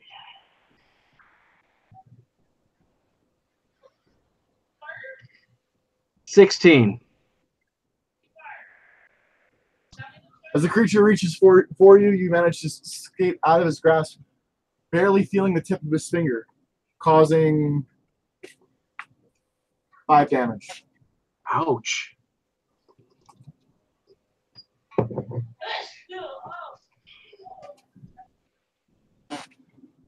Okay. And now it is back to your intrepid sorcerer. Or no. Yes, sorcerer. Go ahead. Okay. 2 special words that we all long to hear. Magic missile. Woohoo! At this level, I shoot 2 missiles that do 1d4 plus 1 damage each. I loose them. Boom. Boom.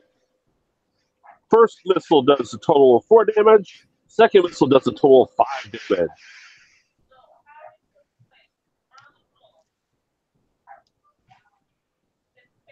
The creature is stung and seems to be retreating slowly farther back into the room, trying to get away from you. Paladin.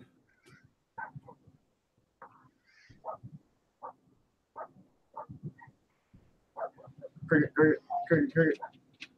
Got 19 to hit. 19 to hit. What's the damage?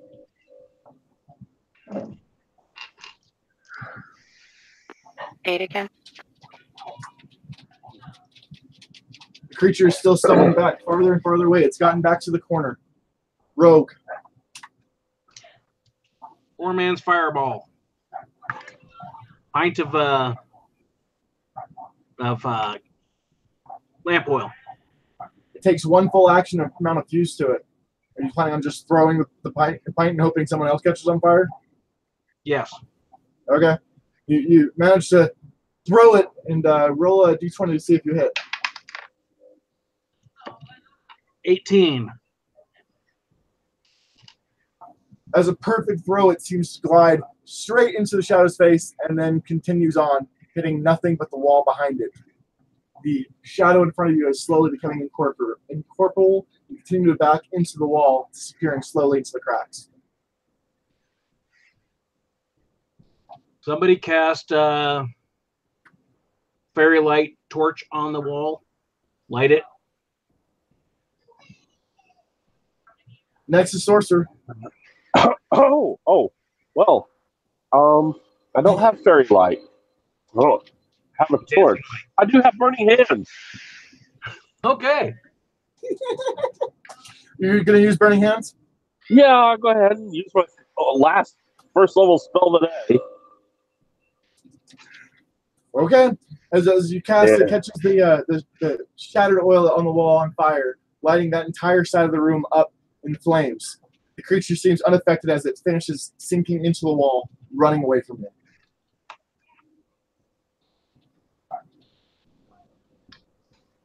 So now the 3 of you are standing in a burning room, or half the room is burning.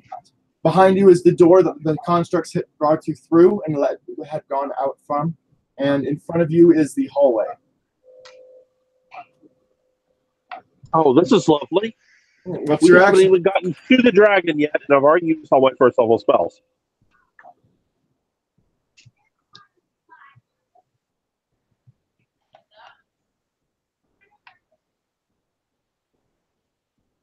Our action. I'm going to pull out a torch and nonchalantly walk over to the fire and light it. And then go back to the guys. Is the wall wooden or stone? Stone. Is there any wood around the wall? No. Ignore the wall. You're just going to let it burn? It's Yeah. fine. Yeah, What- don't waste it. Stone Yeah, wall. it's stone.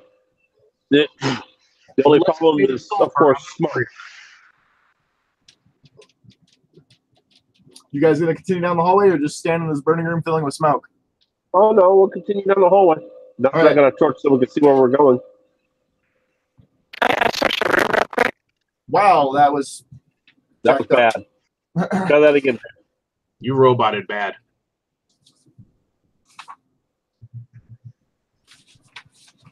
Dave, can you hear us? I searched the room real quick. As you search the room, you find nothing of interest other than the burning wall and the skulls. There's nothing else in the room that provides any evidence of what it was or anything of value.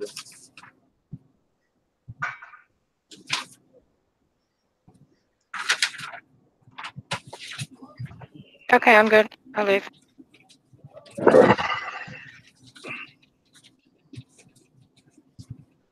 So you guys are going to continue on down the hallway? Yep. Yeah. As you enter the hallway, 6 torches line the wall. It immediately bursts into flames. Resting on the wall along this hallway at the far end is a well-made wooden door at the face of a snarling beast sculpted onto its center. Well, aren't you pretty? Say that again. I said, aren't you pretty? Not you, the guy before you. Something about snarling beast. What? A well-made wooden door at the face of a snarling beast sculpted onto its center. Okay. Whew. Gentlemen, hopefully we have arrived. Oh, and lady. Are you going to continue down the hallway? Yes, unfortunately. Who's going first? It's a single width hallway. Who's in the lead? I'm going to examine the door. So the rogue is going first. Yes. As you pass through the hallway, suddenly the door bursts into life. Roll a wisdom check.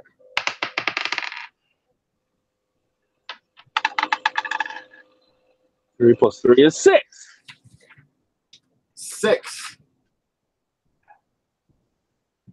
You become terrified and immediately turn back, immediately running underneath both of your companions to go back out into the room with the burning wall. Sounds about right.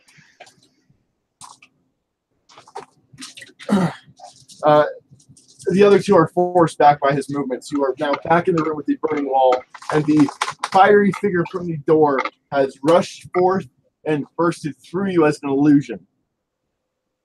Nothing more. So you guys both need to try and calm down your companion because he's freaking out.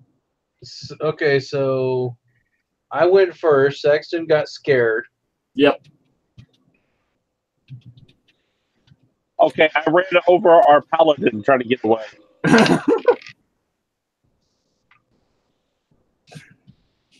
After a few moments, you manage to calm down your halfling rogue, who is terrified of what just came out of that door, but seems to have passed through all of you with no problem. No. No? Sexy got scared. Feidler didn't. Who rolled the wisdom? Sexy did. I thought we were each supposed to roll it. Yeah, you were in front. You were supposed to roll it. Roll wisdom. I rolled the 6. What's Unlucky's wisdom check? 19. See? You Not likely to stand be there scared. as the illusion passes right through you, and your brave sorcerer immediately turns tails and runs back to the room. So Unlucky Unfortunately, is the still at paladin the door. is now smear on the floor. Unlucky is still at the door, and the paladin's been run over by your brave sorcerer who turned tail and ran. After a few moments, your paladin gets up and manages to calm down your sorcerer by slapping him in the face a few times, dragging him back down the hallway towards the door where Unlucky is still studying it. No, don't want to go to the door. Don't want to go to the door. Don't. Just a door. You sure? It's just a door. You sure? You open Hey, wait. it? Sexy, I got a question. Mhm. Didn't you take damage that last encounter? Yes. You Yeah. guys, 8 points. Unlucky, and the sorcerer both took damage. Okay, can I slap both of them? Well, go ahead. Why am I getting slapped? Well, no, Lay on I mean, hands. I have lay on hands. Yeah, that's the reason, but you are getting slapped, so, it's going to sting a little bit. If I have to slap him anyway. Yeah, I might as well make it a beneficial type of slap, right? And you might as well enjoy it. Yeah. How much damage is lay on This hands? is going to hurt you a lot more than it's going to hurt me. It's How much? D6. D6? All right. So Robert has healed 6 damage. Sorcerer has healed 6 damage, just leaving at -2, and Unlucky is healed completely. Wait, what? Unlucky only took 5 damage. You took 8. Right. I took 8 out of 21. Yeah, I know. So you only have 2 damage now. Right.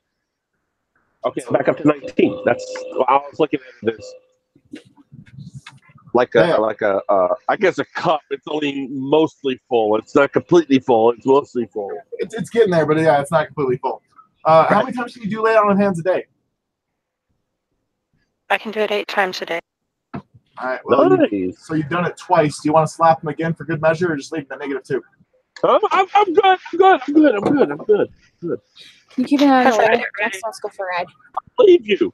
We're gonna go on one more ride, and then I was gonna get him in jammies. Hey guys, we need to take a 5-second pause. Be back in 5 minutes. Go ahead and continue studying that door and see what you find. All right. All right. Be right back.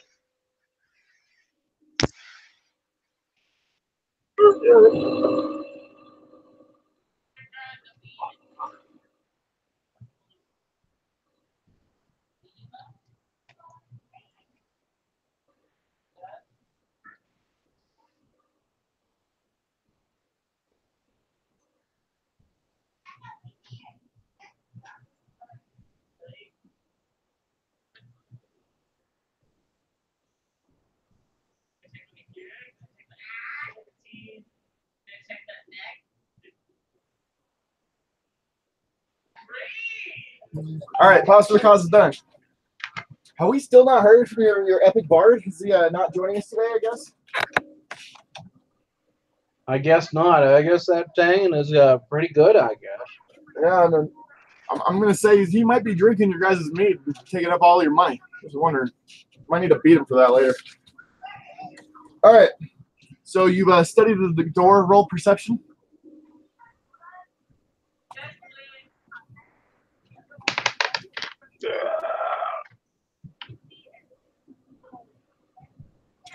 Perception.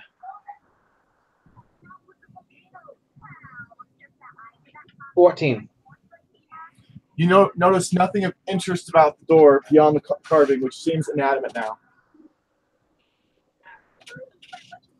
What is your plan? You're going to push through, or are you going to kind of just stand there and stare? I'm going to check. I'm going to check this door more thoroughly. Okay, so you're taking your time? Yeah, I'm going to take my time and check this door more thoroughly for any traps. Well, assuming you roll a nat 20, if we give you enough rolls, you find nothing on the door other than the carving. It's magic expended, no traps, no locks. The door just seems to be barring your way into the next room until you push it open.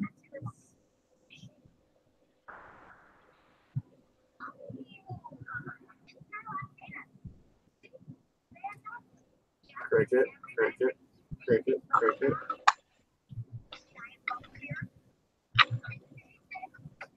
Did you guys get that crowbar I told you to get?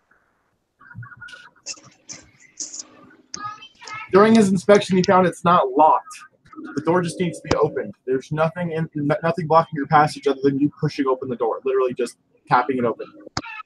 No need for a crowbar. Unless you guys want to break it down like badass style, but opening it just as easy.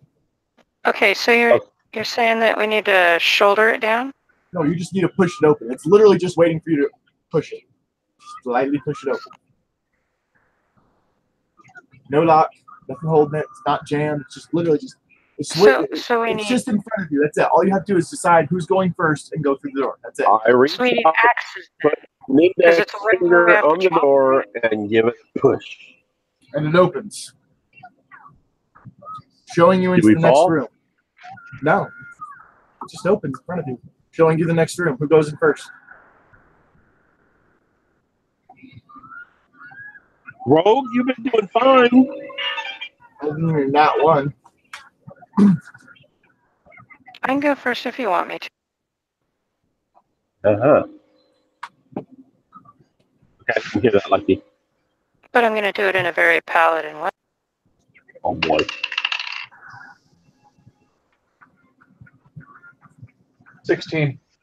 Perception.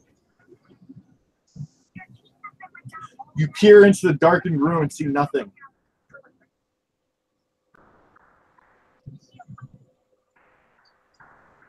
Fun.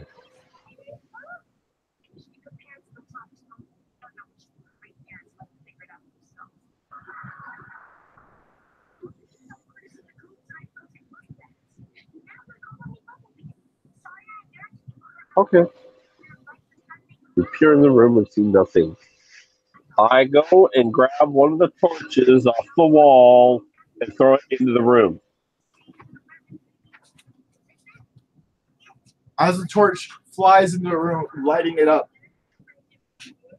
you see there is a mighty dragon in front of you. Okay, you broke up. You see a mighty Mighty dragon what? inside the room.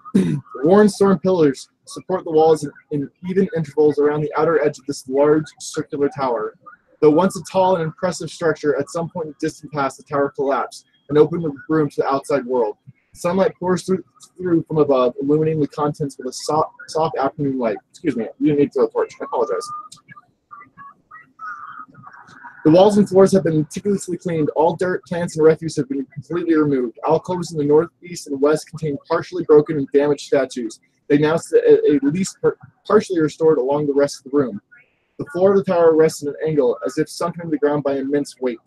The most breathtaking feature of the tower lies in the center. Curled around itself with smoke drifting from its nostrils is a young dragon. Its armor-like scales, both crimson and black, its tail lashing from side to side every few seconds, scraping and grinding against the stone floor. Its eyes are closed tight in sleep or meditation, but as you step within the tower, they snap open with frightening speed, staring at you with burning curiosity. Dum dum dum. A dragon! No. Can I keep it? Who said that? Detect evil. Oh, no. You're detecting evil? You do not sense an evil emanation coming from the dragon. Say again? You do not sense any evil emanating from the dragon or anywhere else in the room. What color is the dragon? Red and black.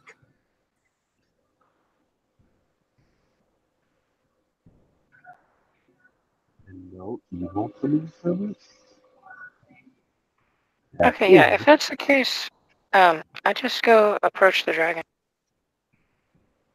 Virgin sacrifice. Not like So- hostile.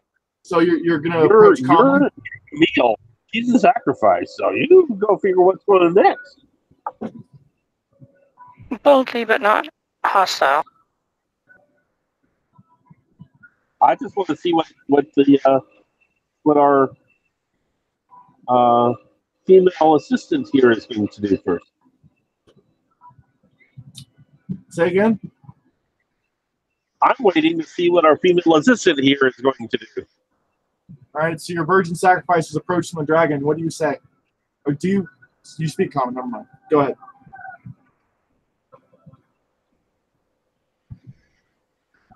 Do I speak?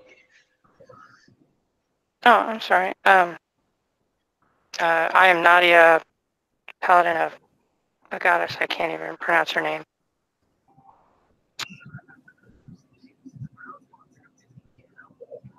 Serenari? Sorry. Obviously, As a paladin, I would know my god's name, but I don't know how to pronounce it. No, So, just pick a saying and just pick it that way and go move on. You're gonna call to your god though? No. I'm announcing. I'm Nadia, Whoosh a is paladin of I'm not- Serenade. I would like to know who I'm speaking with. I said that as a question to the dragon. I announce who I am. I ask who he is. Or she. My name is Ragma. I've come to stay in this keep. Why have you come? We're seeking a young girl that was taken from the village by the goblins local to here. As you We were state made that, to understand that it was sacrificed to you. as you state that, you see a young female human crossing around the edge of Ragma. You can see her clearly unhurt, untouched, but unreachable as she is on the other side of the dragon's tail. Ragma continues to stare at you and says, I have her here. What do you want? Her mother would like her back.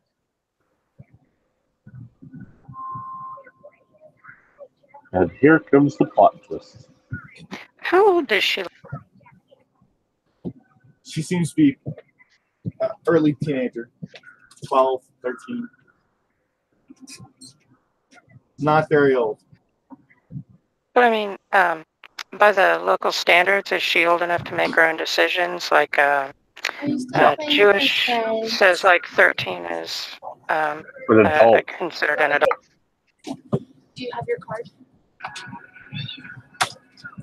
It's okay if I take the new one.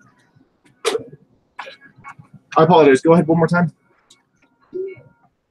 No, I'm just saying, like, in traditional Jewish culture, 13 was considered an adult, able to make her own decisions. In this culture, So she's is not she of that considered an age? adult. No. In this culture, she is not of a decision-making age. She is still considered a child, treated as such. Okay, well then, to the dragon, I will explain that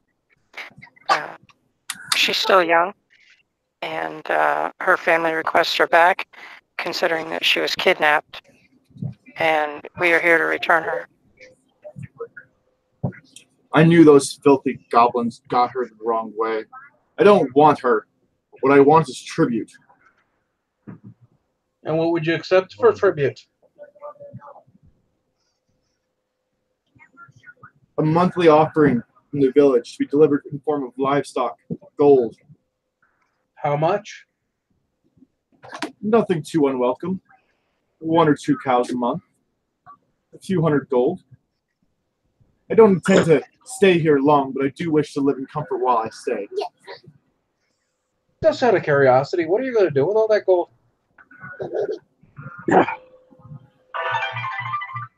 She stares at you in blank amazement as if that's the dumbest question in the world. Doesn't even dignify the question with a response. We know exactly what she's going to do with a cow. I know what exactly With what gold. Yeah, exactly. We all do. If you can get the humans of the village to agree, I will gladly release the girl back to her. Her conversations are slow and not worthy of my time. Just out of curiosity, will the goblins receive retribution for their ill-gotten gains? Do what you wish with the goblins. They are of no use to me. If the humans of the village are willing to pay tribute, I no longer need the goblins. I wasn't expecting this.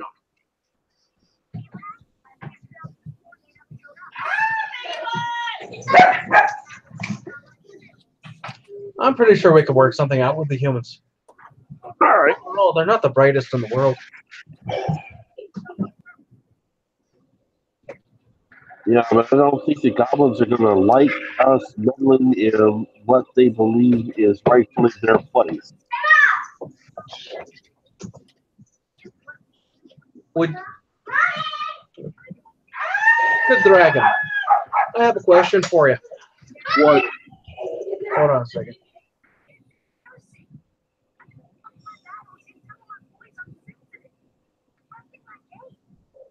we may run into some opposition returning to the village to find out if to deliver your message and request for tribute. Is there anything you could do to assist us in our return? Are you saying that you do not speak for the village?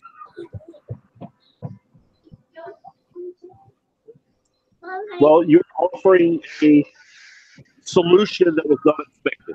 I will know here and now whether they accept my tribute or not. Ooh. They will accept your tribute.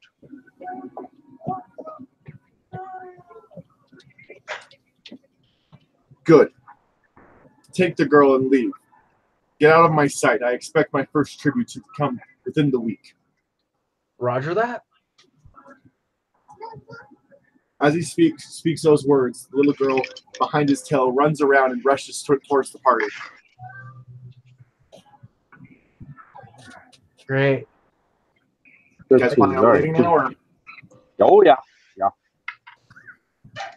Let's All head back to bells the and village. backing out. We're going to working our way back. Go ahead. The question's inconsequential. As you turn and continue to start to leave, you rush through the hallway, through the chamber that has slowly filled with smoke and less fire as it has gone. Smoke seems to be clearing out through the cracks in the ceiling walls. You go back up the staircase and across the room with the 7 stars, and into the research room with all the bookshelves and cleaning tools, the 2 constructs waiting patiently there. You enter into the antechamber, with the 2 constructs still watching you as you leave, making no threatening moves.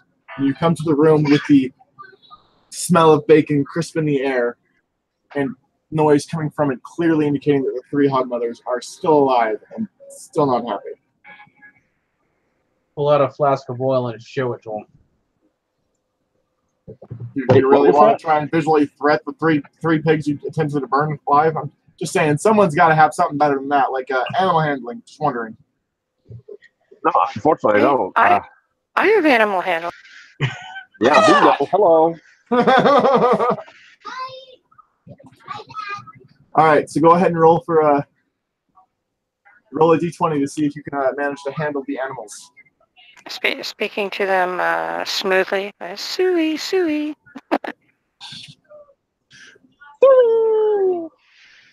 Go ahead and roll your d20. We'll see what happens.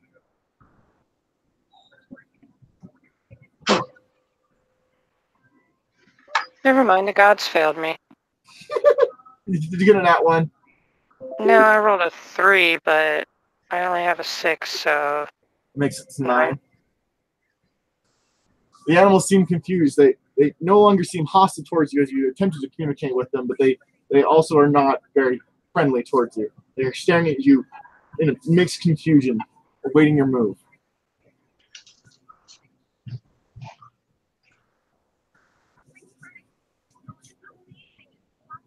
I say when you simply, quietly, don't try stealth, just walk away. Yeah, I'm going to walk over through that area and find the sleeping bard and kick him in the shin. So you guys are going to pass through the room with the hogs because the bard's on the other side. Yes. Yeah. All right, so you guys are going to calmly pass through. Go ahead and roll for all of you roll a d20 just to see if you aggregate hits. 12. 12, 8, and 16. you managed to skirt by. Who rolled the 8? Me. Who else? The rogue, of course. As you were walking by, you managed to bump into one of the piglets, immediately startling them. And the hog mother steps forward to protect her piglet, grunting at you, but not making any further movements towards you, having remembered being burned previously. So basically, it just scared the shit out of you. You just have no luck with pigs. Well, we're going to find no luck with pigs. Man. You enter into the courtyard and continue on, heading back towards the entrance to the cave. You find your bard sleeping happily after having drank the entire keg of mead. Oh. You kick him in the groin. You kick him in the groin, and he groggily wakes up and begins to follow you, heading back towards the village. At a nice, slow pace, holding his head in his hands the entire time. Yeah, he deserves that much. Paladin. Nadia. Virgin sacrifice here. It'd be best if you went to the temple in the village and pray to your god while I handle the rest of the negotiations. When we get... I feel dubious of your negotiating skills. Oh, that's right. You mean when you tell the elders that you agreed to subjugate them to extortion? Okay, have fun with that. It sounds like your paladin is not very happy with you. No, she's not. What? The paladin's not happy with me. No, I'm very happy with you. Okay, so you guys get to the village. Go meet with the elders and the mayor in the town hall. I'm assuming your paladin has gone to the temple to pray for your souls. Is your Yeah, I'm not sure their souls are worth anything, but I'll see what I can do. All right, so the only people present at the meeting are your drunk bard who is snoring loudly, the sorcerer, the rogue, and the small female child who fell asleep in your arms as you carried her back to the village. A 13-year-old girl, do you know how big they really are? Are they? Wait a minute, is this a human girl or something else? Human. She's still going to be heavily, tall enough. I mean, she'll easily be. They're not very well fed there. She's 5'2", and about 70 pounds. It was no problem for you to carry her back. Oh, okay. Tiny little girl. Stick of a thing. Yeah. So as you speak to the elders, you need to tell them your glorious solution for their problem. Oh yeah, our glorious solution. Well, you see, we met the dragon. Hold on, let me handle this. Oh no. You shut it. We met the dragon after talking to how many different goblins? Oh my god. After what? We down to is the dragon wants tribute, otherwise he's going to burn your village to the ground. He did not say that. The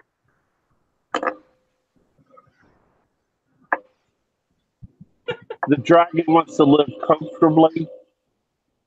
He's demanding, I'm not saying you gotta do this, but he is demanding 2 cows and how many hundreds of pieces of gold a month? 2 cows. 2 cows and 100 gold.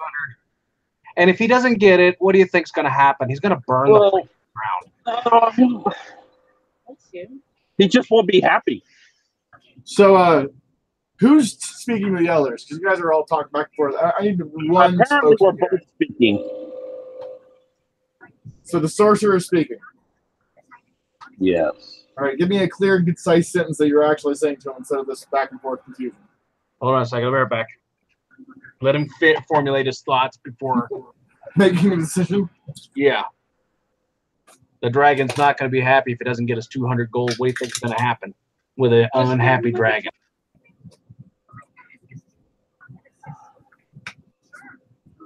This is a point of contention. We did get the girl clear. She's in decent health, or at least as good a health as she was when she was kidnapped. Yeah, the dragon said that the goblins did bring her to him by means of which he would not approve. He is not unreasonable, but he is demanding tribute. I don't know what to tell you about that. We're not equipped to handle the dragon. The goblins we can easily clear out, but not the dragon himself. My suggestion would be, if you can afford 2 cows and 100 gold a month, that's all he's asking for. If you can't, then you may need to hire someone else to clear the dragon himself out. The elders stare at you in disbelief at your decision to. Give him 3 cows and call it good. And no gold. I'm not Stare even at you in disbelief, giving wondering how you managed to convince the dragon to accept this offer, and wondering if they can even afford it. Okay, the dragon would not give us the option of coming back and allowing you to make this decision. He wanted the decision right then and there. It was a situation we were not. It wasn't a situational option we were not expecting. We hired you to get the girl back and to solve our Yes. problem. And you come back telling us that there's a dragon demanding tribute? cows. Yes. We brought the girl back. Solve the problem. How did we solve? We didn't solve shit. We solved the problem. We got the girl back and we gave a solution. Now, if he has, 200 gold a month. he's only going to be no, there for a couple of months. So He did say that. Yeah, I forgot about that. He did say he was only going to be there a couple of months. But the problem is, can they even afford that even for 1 month? Right? Oh, it looks like the rich are going to have to put on some tighter clothing. Well, if you agree to this, then we have no choice but to follow through. But we're taking the payments to the dragon out of your payment. What are you eating in here, dog? What? We're getting paid for this thing? We were planning on giving you 100 gold each as thanks for saving the girl and dealing with the problem that has been plaguing us for months. But seeing as you've already given away our gold to the dragon, you'll just have to suffice with being able to stay here in the tavern for free for the next few weeks. But then you must leave. I fear that your presence here will only enrage the villagers, having known what you have done to subjugate us to this dragon. Now please leave my sight before I'm forced to do something unwise.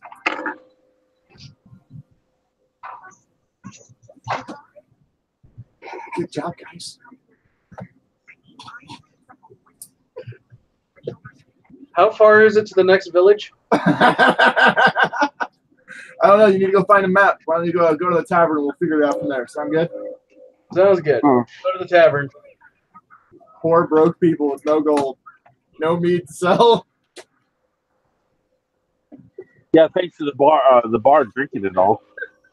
Yeah, he's still a drunken super. Where is our bard, by the way? This is out of character. Where is the bard? What happened to Micah? He's not replying. Did he die? Is he okay? Don't know. No way to find out. He's not replying, so I Can only assume he's just dead. Well, yeah. We'll pray for him. Maybe Nadia will pray for him. I don't know. So I'm praying for it. You're praying for the bard? All right, so you guys are going to go to the tavern and try and poke around and see if you can figure out where the hell you're going to go now. Because you don't have any money and no one likes you here anymore. that's fine. I'm used to not being liked. By the way, It still bugs me though. how affluent does the leaders of the village look? You mean how much in charge are they? No, how affluent? Like how rich? Yeah. Oh, they seem pretty well off. Alrighty. Seeing as they were going to offer you 400 gold total for 100 each for each of you, and that wouldn't have been a problem for them. They seem to be just sticking you with the bill because they can. No worries. Well, as night falls and you guys continue to drink, do you have there any... was one detail I failed to mention. What? The dragon was willing to let us deal with the goblins any way we wish, Oh, with yeah? indiscretion. Yeah? And the villagers would be dealing directly with the dragon, not the goblins. Yeah? The dragon is reasonable. Yeah? The goblins, not so much. They just do what they think they should be doing without any thought to the consequences. It Now, would've- we Are can you- go are you back trying to- to what... Are you trying to think this through. Think it through. You guys are getting drunk in the tavern while you're trying to figure this out. I'm So getting drunk. who's not getting drunk? Paladin or The All right, so who's drinking? I want to know who's getting drunk here. I'm not. Well, the rogue can't get drunk because he's planning on breaking into the affluent people's and getting our money. Oh, no. I knew that was coming. The paladin's not drinking because I have a feeling I've got a lot more prayers I'm going to have to do. All right, so no one's drinking. You guys are just watching the rest of town slowly get drunk around you, giving you very angry expressions as they've been told they now subjugated to the dragon and have to feed him and pay him. I'm going to sneak into the shadows. So you're going to hide? It's Yeah. probably a wise decision. According to my companions, might want to leave town. So go ahead and roll a d20, and just as long as you don't not fail, you pass. 20. Yeah, you passed. They're drunk. They're not paying attention that much. Yeah. The rogue has entered into the shadows. The sorcerer is still planning on going and speaking to the elders to attempt to get the money. Yes. So your rogue is hiding in the shadows. What we need to do first is go and wipe out the rest of the goblins. And then come back and get our money. Is that what your intention is? Are all of you Well, planning I'm on the same going to have to sleep first because I got to break up my spells. And then, I'll just, if I have to go by myself, I'll go back up there and take care of the goblins. Cleaning up one mess after another. So your sorcerer is planning on taking a nap, hopefully somewhere safe and secure. We'll work that out in a second. Your rogue is hiding in the shadows, probably planning on his heist. What is your paladin doing other than praying for both your souls? Because you're horrible people. I mean, His double face palm free action. You're digitizing the game. Double face palm a free action. okay. Facepalm is a free action, then what? Are you planning on sleeping with, not with, but near the sorcerer, like in the same general area of protection? Or are you planning on going after the rogue to make sure he doesn't do anything stupid? Or are you just going to stay in the bar and try and calm down the rest of the angry villagers who are slowly getting drunk and mad? I really don't care what the rogue does.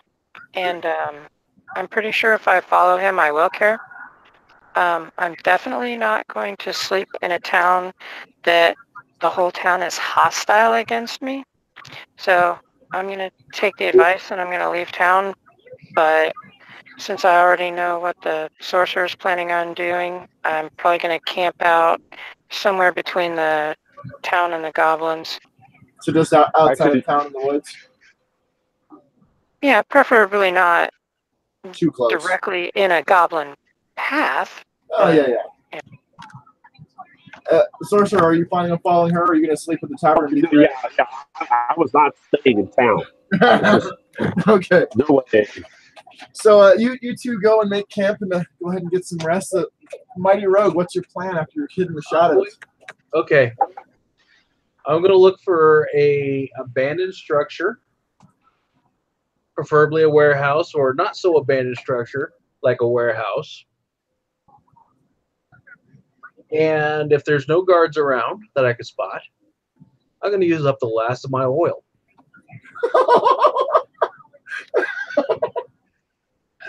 Oh, okay. Well, as you're walking through the small town, you find a small warehouse on the outside edge of town near where the main gate market should be, or normally are. The building seems mostly empty. There's no one around, as the entire town is woefully asleep or drunk and not paying attention. All right. And how far am I away from the leaders of this town? The leaders of this town have placed themselves in the central house. It is roughly 300 to 400 yards away. All righty. Well, seeing as okay.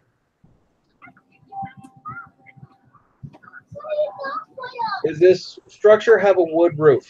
Yes, it has a wood everything. Okay. I'm going to climb the building. And plant my last flask of oil I'll grab it for you.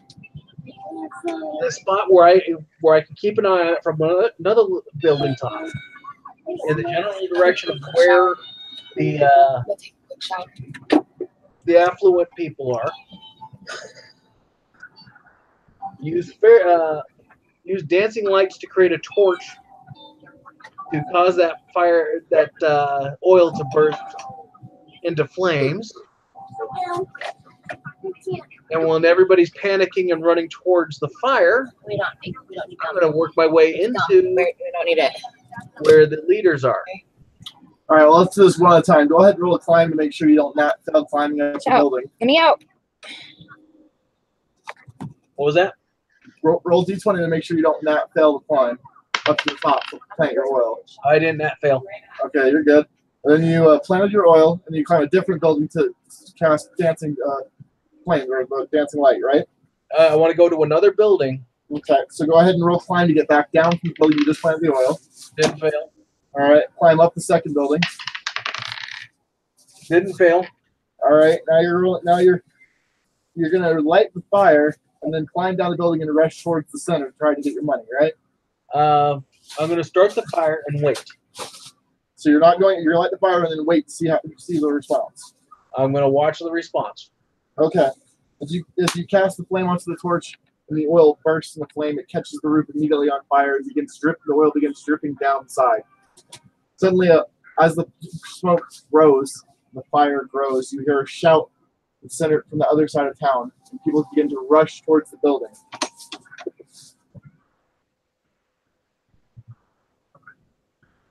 Okay. What's your plan? I'm watching the leader's houses. Their little compound. Yep. And seeing what's happening there. In the distance, you see the compound. You see guards ringing the compound, but not doing anything about the fire. They're only looking in that direction, wondering what's going on. No other response seems to be coming from the house. No lights, no movement. Okay. Is it a walled compound? It's a low-walled compound, easily scalable. All right. While that was burning, I'm going to work my way to that compound. On the rooftops? I'm going to drop down below and go that way via the alleyways. Okay. Did not fail climbing down, by the way. Just double checking. All right, go ahead. So as you make your way in the alleyways towards the compound, you hear more and more people rushing towards the other side of town, screaming and yelling for water and attempting to put out the flames. You reach the outer wall of the compound. Where are all the guards located? On the wall. As you approach the wall, you notice that there's 2 guards immediately above you, seem to be staring at the fire and not paying attention to anything else. There's a clear section on either side of the guards, at least 10 feet wide of wall. Alrighty. I'm going to sneak over.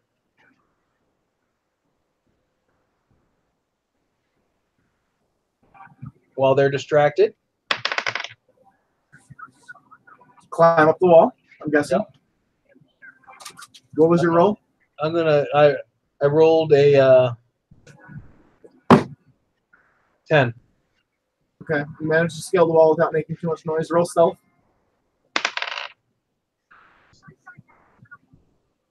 27. The guards don't even notice you as they continue to stare out of the fire, which seems to be growing and is caught an adjacent building on fire now. Good. Stiff us. Those bastards get what they deserve. All right.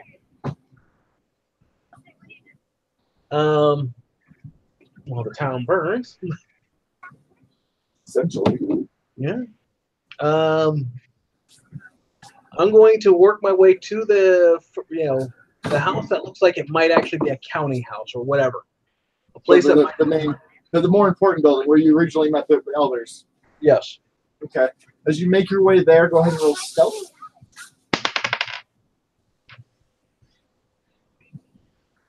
22.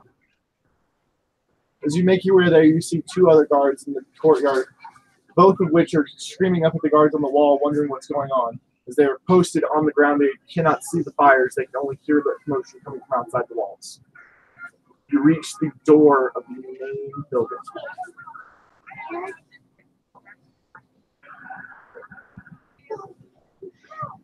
Is there enough shadow for me to hide and work in the lock? Why don't you inspect it to see if it is locked? I'm gonna see if the door's locked.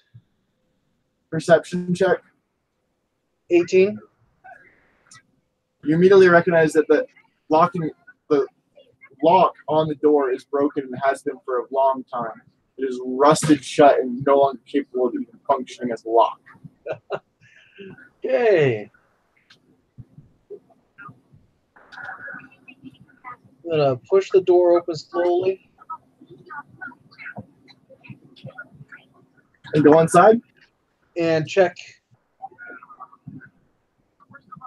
inside. Yeah, I'm gonna peek inside. Crack the door open just a bit and peek inside. Go ahead and roll stealth.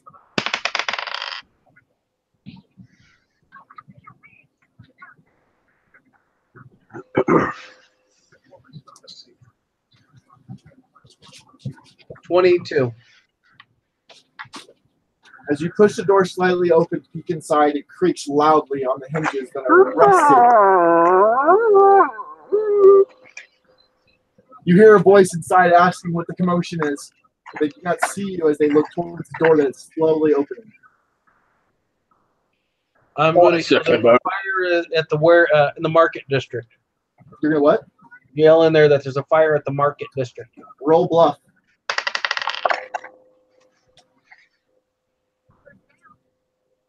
I mean, is that a bluff? He's telling the truth. Actually, true. He's trying to see whether or not the person believes that he's like guard responding to it, or if the person recognizes his voice as one of the adventurers who should not be in his compound. So his bluff is to see whether or not the guy recognizes his voice. Essentially. 15. 15. The guard hears your words, or the person inside hears your words and shouts back, "Of course there's a fire in the market district. I've already heard that. I want to know what's going on now." Another building's caught fire. Roll bluff again. Apparently I squeak. What did you roll? 1. As you shout that another building has caught fire, the person inside immediately begins to recognize your voice. It says, "You're not supposed to be here. Guards!" Begins yelling and screaming frantically, trying to get the guards behind you to come rush towards his aid. The fire and the commotion outside has prevented them from hearing him thus far.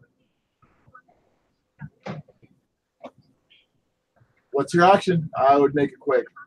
I'm going to rush into the room. Rush into the room and do what? Tackle the screamer. All right, go ahead and roll the 20 for attack. Oh my god, you're like 2 feet. Do you have enough body mass to take him down with a tackle? You get hit by 50 pounds of weight, you're going to go down no matter what. Yeah, that depends on how well you do. Not if that 50 pounds grapples my ankle. What'd you roll? 16. 16? Your impact with his legs topples him to the ground. Outside. Oh, and what happened?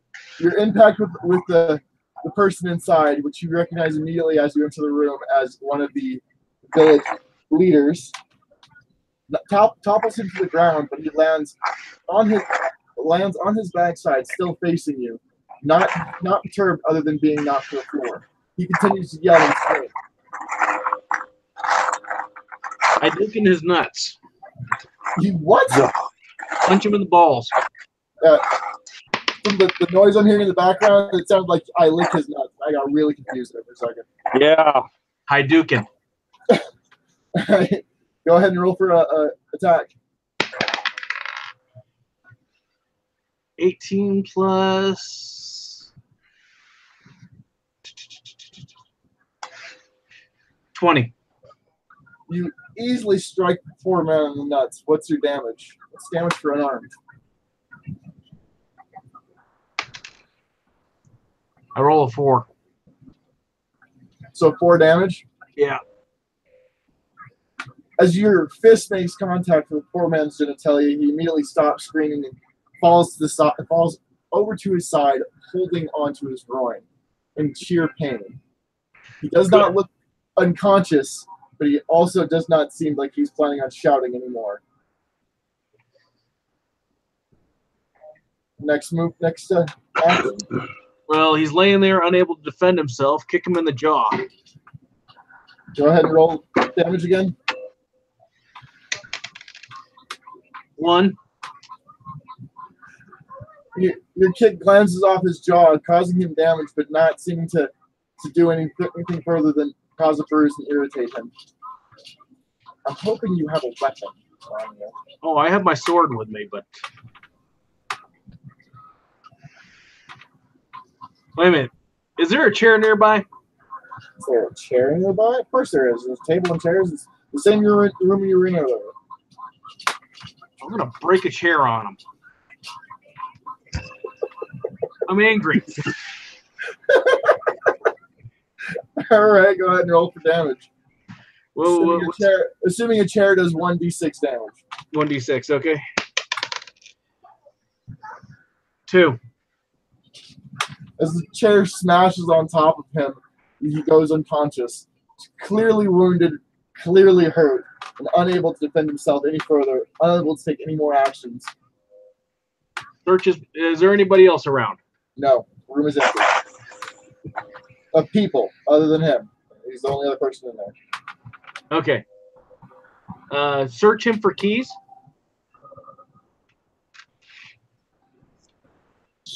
Or gold. I'm going to search his pockets, everything I can find on him. You find nothing.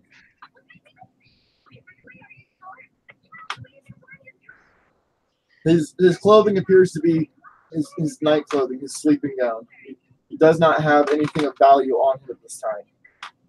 Okay. Is there anything that looks like a vault or anything that would have money in it? On the back side of the room, there rests a few bookshelves with books and scrolls, and a few chests sitting either next to or on those shelves. They are small, but appear to be of value. Okay, I'm going to go search them. Wait a minute. Before I do that, I'm going to drag the body and stash it behind a desk. A poor unconscious man is stashed behind a desk. Got it.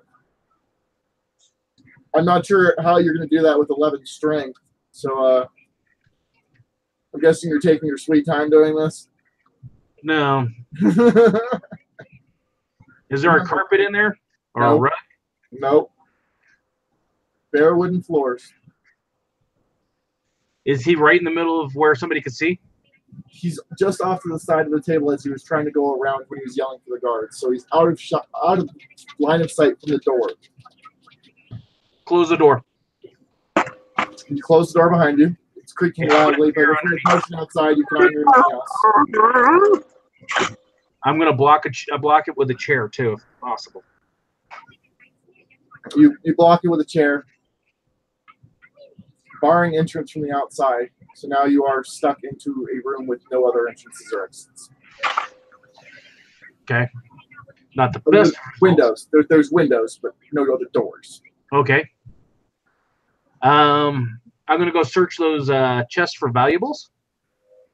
Okay. Go ahead and roll perception.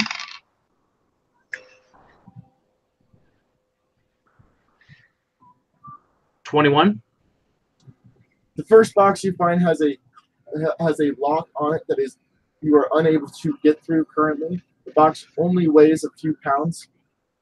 I'm going to put it in my pack. You pocket one box weighing 2 pounds. Yeah. Okay. There are still books, scrolls, and another box.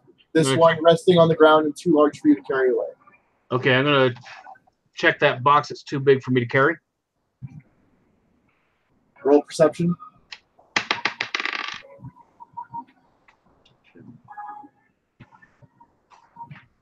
24. As you open the box, you see a few meager copper coins, but you notice on the bottom of the box there appears to be an odd-looking knot. As your fingers go across it, it dips in.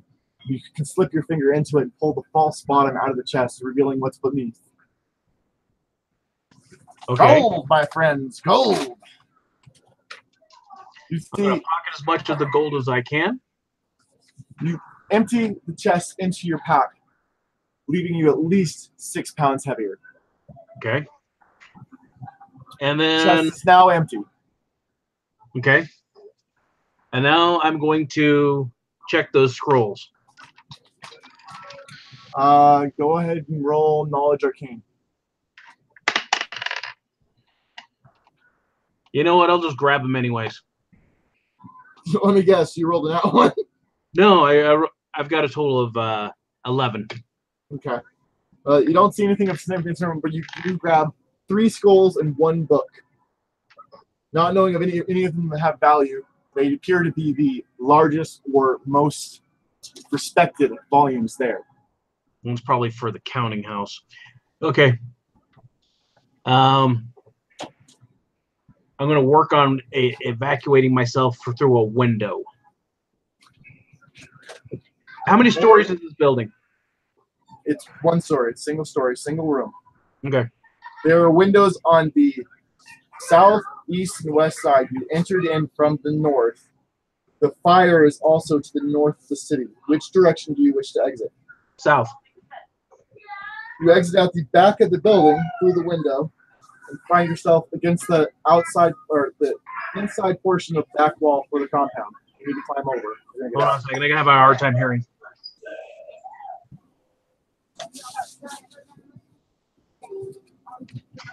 All right, go ahead. All right. You exit the building and find yourself facing the wall for the outside of the compound. All righty. You gonna roll climb? Gonna climb it.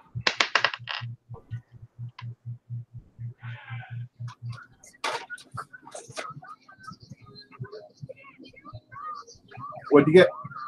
14. You managed to scale the wall. Roll stealth.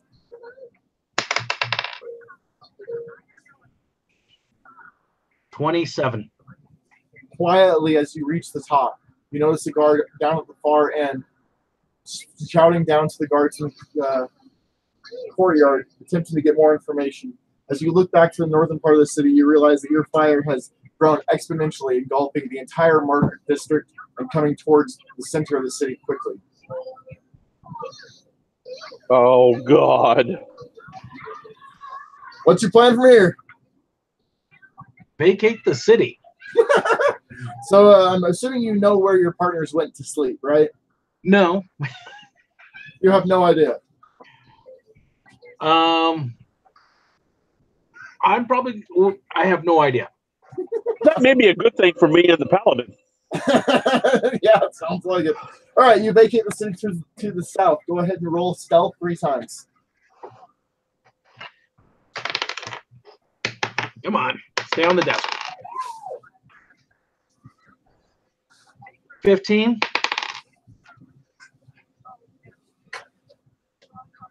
31.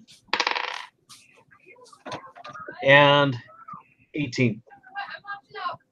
You manage to avoid 3 different groups of guards. They're rushing towards the fire, carrying buckets, attempting to put out the blaze. You clear the city through the main gate, which is completely unguarded as the entire town is rushing to try and save what they can from the fire. You exit out the south side of the city and continue on to the forest. What is your decision from this point? I'm just going to keep going. You're not going to go look for your friends? You're just going to steal the money and run off? Well, if I knew where they were, I would go find them. So you're just going to keep going south in the hopes that eventually your partners find you? Yeah, because if I remember correctly, we went south anyways. Yes, you did. Back Were towards the you there triangle. when Rob was saying something about dealing with the goblins, or did you leave before that? He slid out before that. Oh, so he doesn't know what we're about to go do. Yeah, he has no idea what direction they're going. Fortuitously, originally you guys were leaving the city to the south, heading towards the goblins, so he's heading in the right direction. It's just a matter of whether or not he's actually going to run into you. All three of you roll a d20. If you guys can land, if he lands between your two rolls, he finds you. Oh. Well, that one, so I'm not finding anything. Wait a minute. What did you roll? She rolled 1. What did you roll? I rolled a 1. Get between those. Yeah, go ahead. Oh my god. Can you let me go early? Is there any way we can go earlier than before they go to bed? Because I want to go when it's kind of light out. So, Unlucky, what'd you roll? 4. 4. You run past them and find a small copse of trees by yourself, where you decide to camp down for the night because you are exhausted from running away from the burning city. Horrible person. So you're going to lay down to rest. The other two are going to wake up. You guys are clearly within view of the city, but not close enough to be seen from the city. So as you two wake up, you see the devastation that's been wrought. Would you like to know what you see? What the hell happened out there? There's a dragon animal already. As you look down into dragon the was city extremely- proper, you see that over 80% of the buildings have been burned straight to the ground. There are women crying and shouting as they look for their children and their men who have obviously perished in the blaze. The only buildings that seem to have survived were in the poorer section of the city where they were farther away from all the standing buildings because no one wanted their stench around. So the poor of the village managed to survive without a problem, but anybody with possible jobs, they have lost everything, including family members and friends.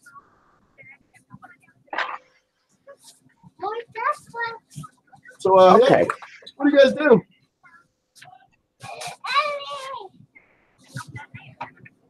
I look at the paladin. What do you think we should do? Horrible.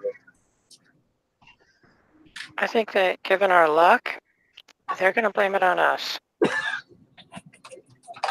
not in agreement. So what's your plan? They have the girl back, right? Yeah, you don't know if she's alive or not. If she even survived that blaze.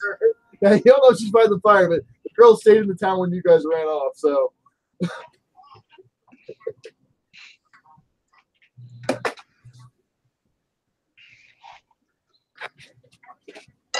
You guys still planning on heading off to get the goblins? I don't know anymore. The whole idea was to go take care of the goblins and go back for our actual pay that we had earned. But now, it doesn't look like there's any pay to be had.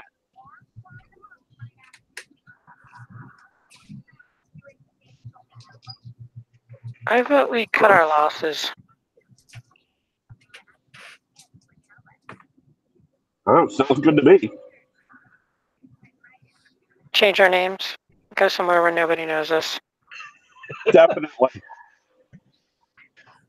All right, so you guys have decided to leave. There are 3 routes. One's heading directly south, one heads southwest, and one heads southeast. Which route do you take?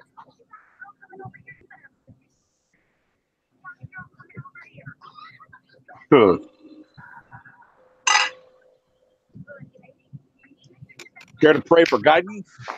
No, I say south because I'm not going back into that town, which was where I'd have to go to get north. If you want to go north, north is where the town is. Heading north will bring you back to the town. So any direction Definitely you do not want to go. Yeah, so north, northeast, or northwest. You mean south, southeast, or southwest? Excuse me, yes. South, southeast, or southwest. I apologize. I say south is the most direct opposite direction we can go. Would you agree? I agree. All right. Expeditiously. You guys are lucky in the fact that Unlucky had the same thought process of getting as fast away from the town as possible as it was burning. So you guys run into him shortly after you begin your journey. Do you guys want to talk to each other about what you found and see if you can figure out what you got? Wait a minute. We run into the rogue. He says, "Hey guys, look what I've got." Yeah, and we're pretty like, much. "What the hell?" Yeah, pretty much. Okay, I was fixed to say. I don't say nothing of the sort. Yeah, but you're 2 feet tall, and you're carrying around an extra book and scrolls. Or at least your bag is about 4 times the size it was before. Yeah, they're going to notice something. Fortunately, as a paladin, I'm not going to ask. I don't want to know the answer. All right, so the paladin's not going to guess what the rogue has in his suddenly stuffed pack. Is the sorcerer going to try and figure it out? The sorcerer remembers how freely the rogue wished to catch everything in the caves on fire. He puts 2 and 2 together, huh? About what the town did to us, even though we weren't actually done with our job. And remembers he said something about going and giving our payment, and wondering if he might have tried to use fire as a distraction so he could. Well, gee, I wonder. So, phrase it in the form of a question. Is this or is this not what you did? Mighty Rogue, what is your answer? Ow, who put what in my boot? I missed the question. I'm sorry. Really? Hold on a second.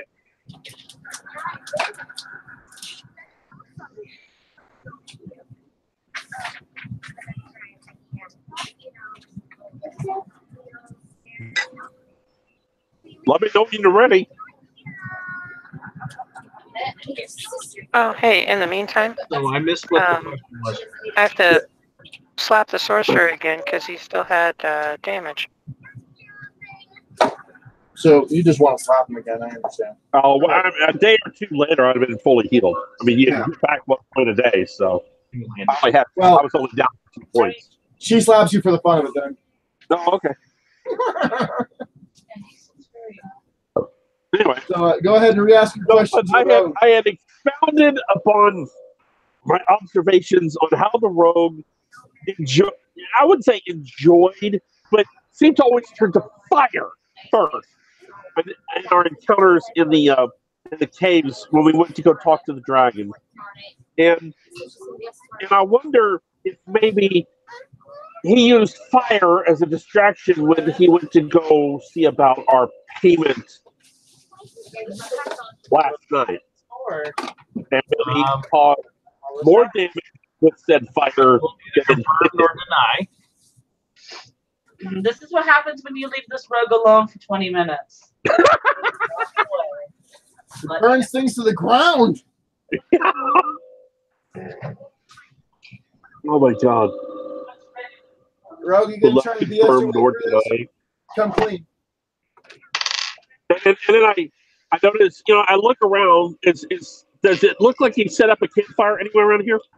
No, it looks like he just kind of fell over and went to sleep. Okay, yeah. I smell the air. I smell smoke. You're smelling the smoke from the town. Yeah, that's not going to tell you much. With a good chunk of the town burning, everything smells like smoke. Not to mention the fact that if he hasn't had a bath, I mean, we were in a smoky we all room. smoked. Yeah, okay. Dude, if you started that fire, oh my god. Not only do we need to leave the area as soon as possible, we're going to have to change not only our names, our identities, okay? Plastic surgery hasn't been invented yet. God.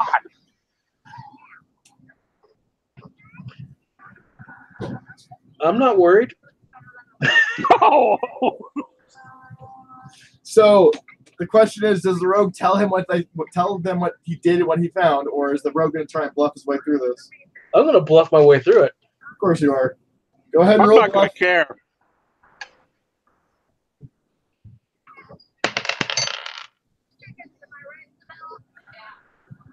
What was the bluff?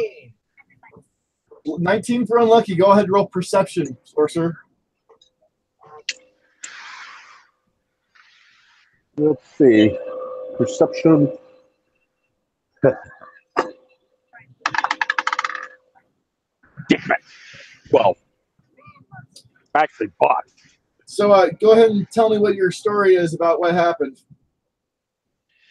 Well, I'm walking through the city last night, in the town last night, right? And I don't know what happened, but there was a building that just suddenly burst into flames. I had nothing to do with it. You see. Oh. And, well, I took advantage of the situation, and I acquired some merchandise. You didn't try to help them stop the fire? Well, I didn't hinder them.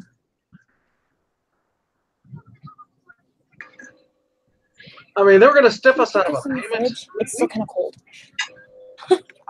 They stiffed us out of a payment.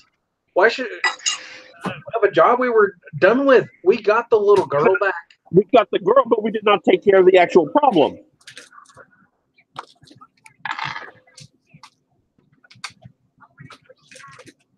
Hey, man. They stiffed us. They were going to take all... They didn't pay us.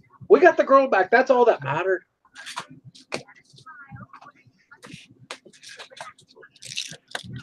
By the way, here's a book for you.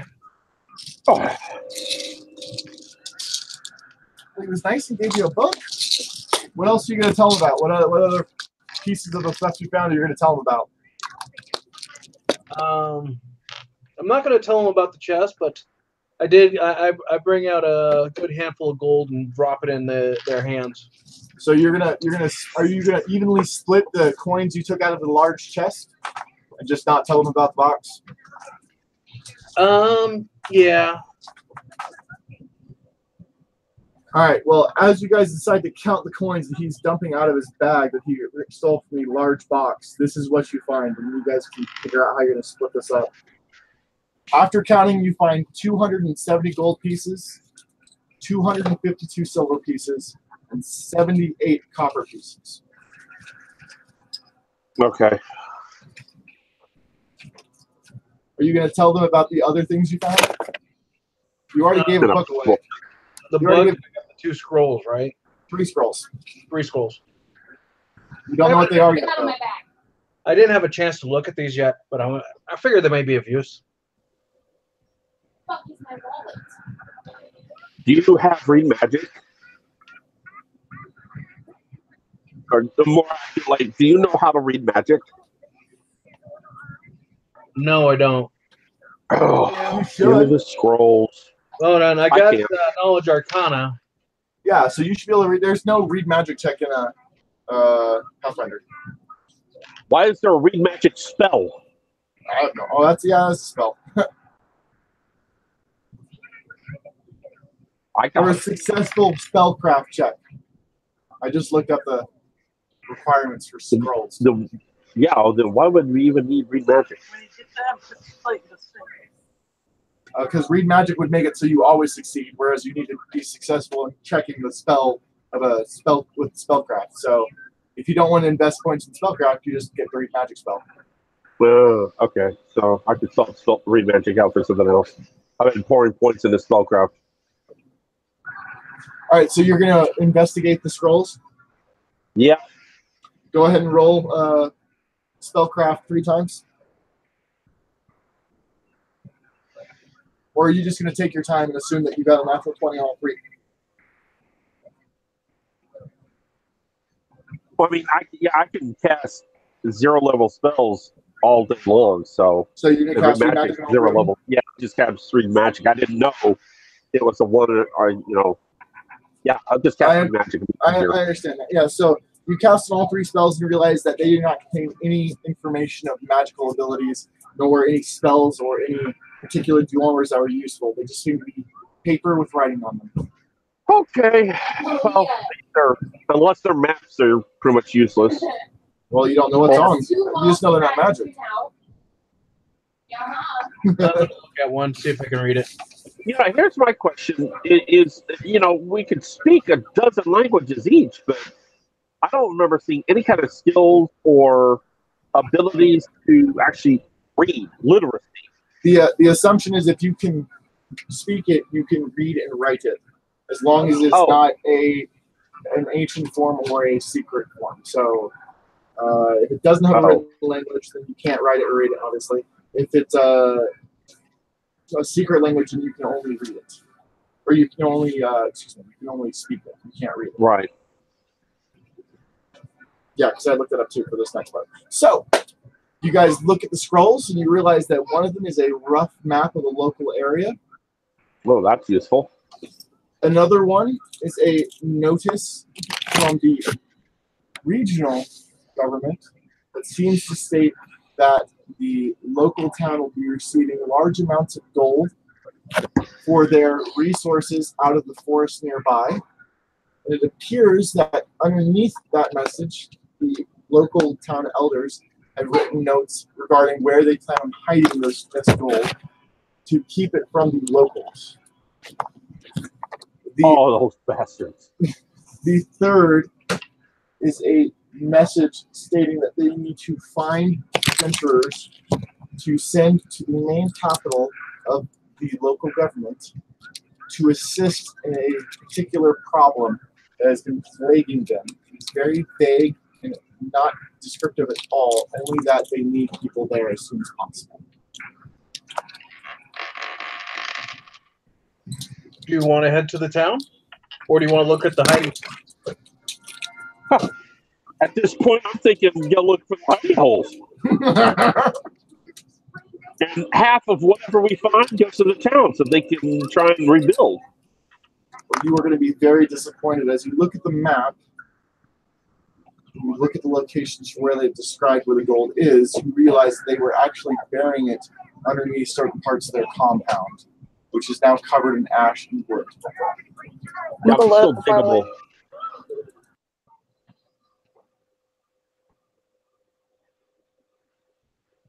What do you guys think?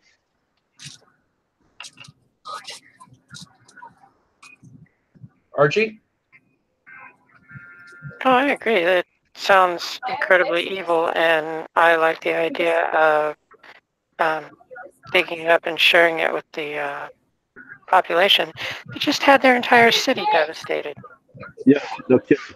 The question is, do you think they're going to receive you with open arms, or are you going to have to fight your way in and out? That's a good question. No, quite the contrary. It's a very easy answer because they are not going to contest us because we have a very, very damning letter. And if we rat them out to the local populace, something tells me the local populace will murder them. And as a paladin, I wouldn't stop them because that's justice. Let me give you some more background information about the area before you make a decision. This is gonna be the final part of this little video. We'll get some information out, and you guys can make a decision further on for the next section. So the local area, the local populace, the majority of them are illiterate. They cannot read, they cannot write.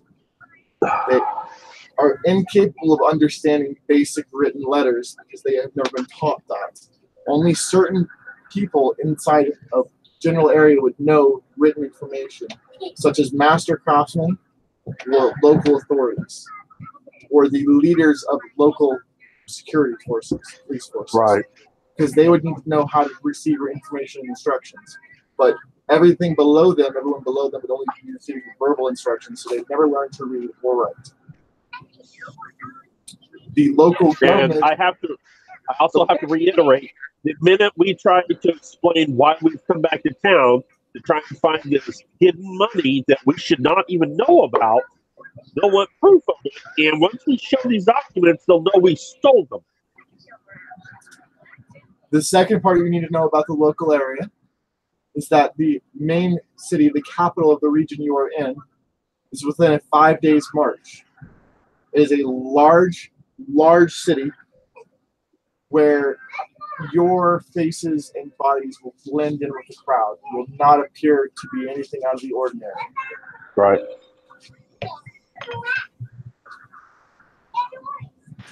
Okay, How I much think is it's that for a breastplate or a decent set of armor for our paladin? When you get to that main city, yes. Right now, you're kind of SOL in finding anything close to that. But, you just burn the city to the ground. I mean, there are no major cities between you and the main capital right now. It's all wildlands and small villages. When I say small, I mean like a farm and a couple families, and that's it. Okay. So, I look at the paladin and the sorcerer and say, listen, we've got a treasure map here. There's only one person who can go in and expertly liberate this stuff and deposit it where it needs to be deposited.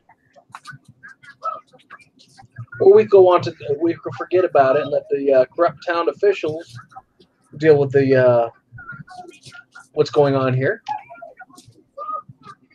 and vacate the to the city where we'll blend in. What do you want to do?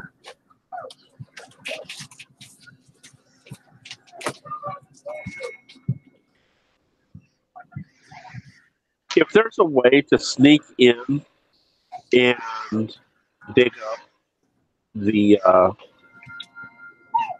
treasures, I don't know what other word to use,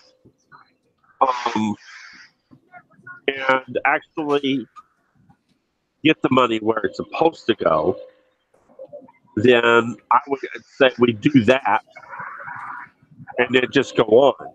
Make it a mysterious blessing after a disaster.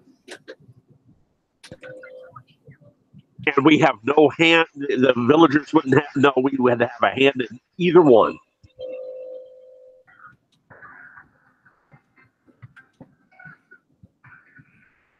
And then I look very sternly at the rogue.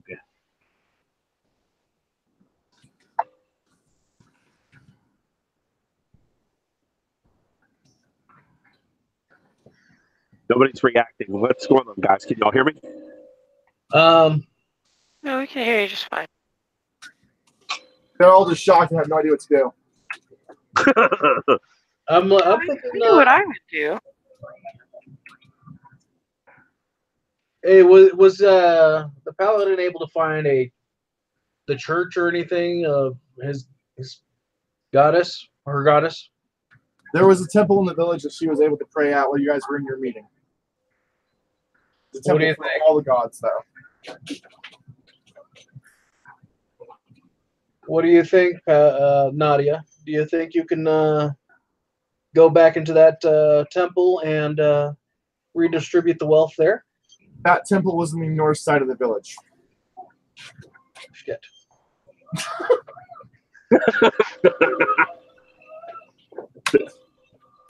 You got a firebug up your hand, I'm just saying.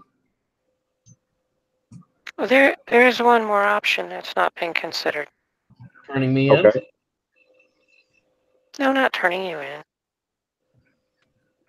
If we go to the main city and we can find a authority figure there, preferably an honest one, and we turn that paper over to them that proves the officials down there are corrupt, then they could send somebody down there to deal with it.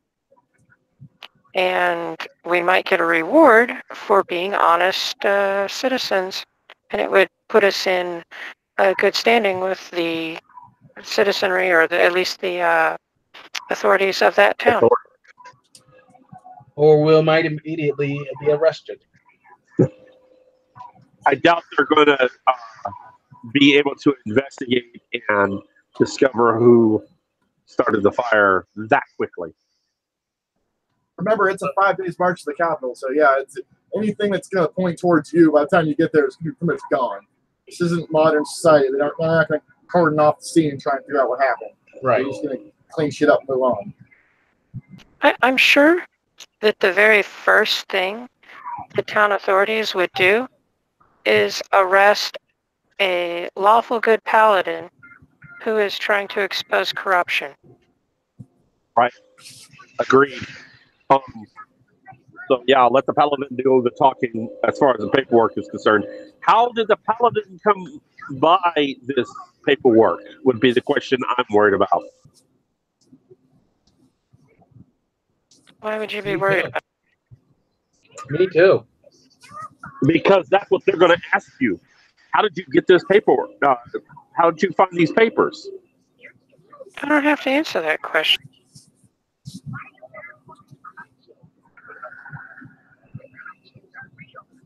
Still there, guys? Yep. Yeah. Trying to think. Here's the thing. You guys, they can ask whatever questions they want to. Okay? But once they get that paper, they've obviously got bigger issues to deal with. Well, if I was handed something like that, I would be less concerned with how it was attained and more concerned with the fact that the corruption is going on and needs to be dealt with. I agree with you. But that's just I agree with you. Unfortunately, not everyone will. That's fine. I can just sit there and say I'm not at liberty to discuss that. All right. I am a paladin. Paladins take oaths. To be honest, okay. I'd give them the paperwork that says what the politicians are doing, and the paperwork that gives them the map where they're hiding this stuff. Yes, it was given to me, and I didn't ask where it came from. And I thought that the authorities deserved to know what was going on in their territory.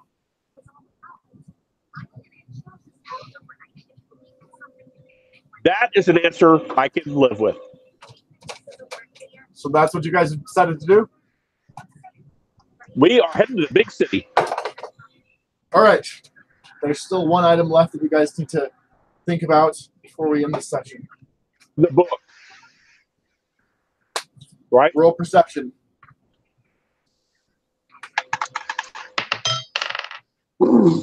28. Wonderful. You realize as you look at this book that it seems to be detailing information about a city. About a city? About a city named Feli. Spell that for me. F-E-L-E-Y. Okay. While you read this book, you realize that the city it's describing is a city that you're heading towards right now. It's the capital city of this kingdom. As you continue to read this book, you realize that it's actually a blue book.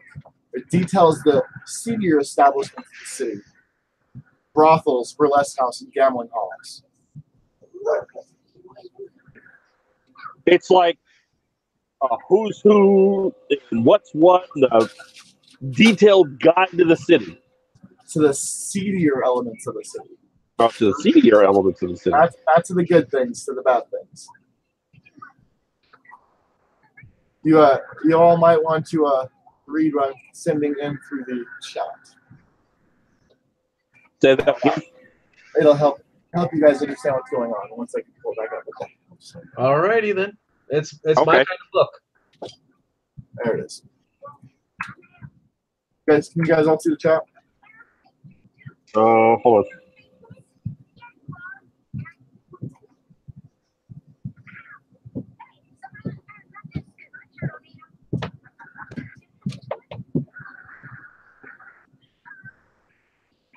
When I hit the back icon, it says "Be right back" from Jason, and then that was it.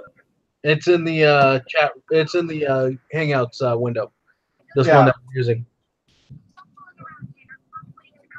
I'll copy this and put it in the palette. Hold Control and hit B. Dude, I'm not on a computer. I'm on my phone. Oh yeah. We'll I'll put it in the our Pathfinder group. Okay, yeah. So this ends this session for right now. You guys go ahead and split up the gold as however you wish. Split up the information however you wish. We'll go from there. See you guys in 2 Sundays. What about experience? What? Experience. I'll be emailing that guys out to you. Oh, okay. I'll send it out to you guys so you guys can get it all worked out. We got 2 weeks, don't worry. Maybe more.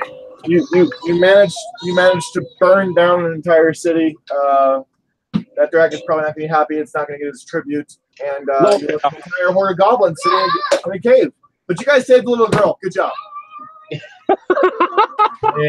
Save the girl. We saved the girl. Jesus. We are the Red Dwarf group. My God. By the way, did any of you remember to grab your drunk bard? Oh, my God. Oh. He's still there in the ashes.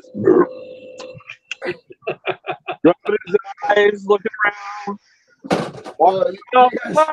Looking around the floor, take some more details, realize the building burned down around him. You guys can go ahead and talk to him and see if he's joining us next time, and if he is, you can come up with a convincing way that he didn't die. Yeah, waiting to hear his convincing story to see whether or not he needs to roll a new character or whether he lived. I'll be fair. I'll give him a chance. Let him try. I'll see him on my Wednesday. Okay. I'm willing that he tries to convince the fire not to burn him. Use charisma to do that? Exactly. All right, I will see you guys later. I gotta go check on my kids. Everything's burned down around him, and his first question is, "Did I miss the party?" I gotta go check on my kids. I think they're destroying my house. I'll talk to you guys later. All right. Later. Take care. And thus concludes tonight's mission. Fail!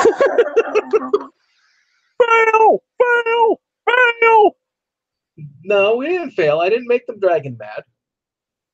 Oh, yeah, the dragon didn't kill us. And the goblins almost love us. And the town that hired us to get rid of both, they want to lynch us. Jesus.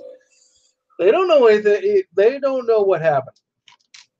All they know is we brought back the girl and left them with a bigger problem. Then later that night, their entire town burned down.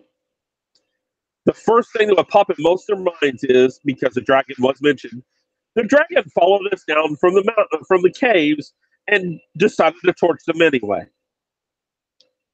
And that we lied about something. We snuck out with the girl.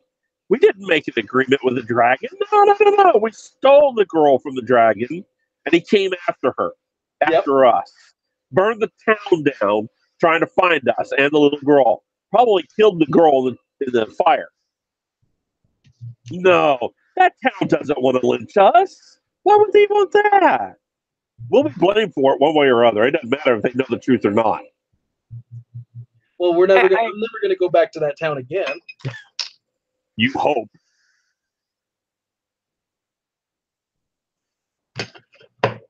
All right, are we going to split to go 3-way or 4-way? What? Oh. Are we going to split the gold 3-way or 4-way? I guess it depends on whether the bard lives or not. Yeah. Well, right now the bard's not with us, so we're going to split it 3-way. And then I will give half to the paladin so she can buy her armor. Half of what I have. Is that acceptable? I don't have a problem with it. Well, I mean, I'm not going to say no. Yeah, why would she say no? I do but have the thing to is, how much does a suit of armor for? Okay, you're human, so how much would a suit of armor for her cost? I mean, depending on the armor.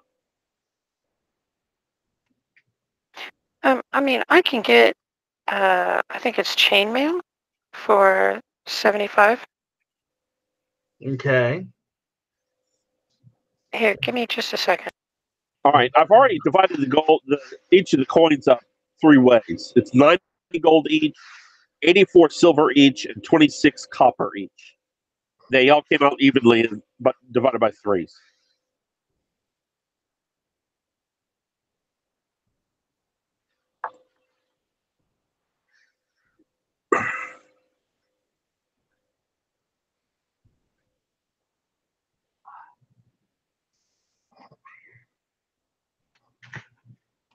Yeah. How much was that again? 90 gold, 84 silver, 26 copper.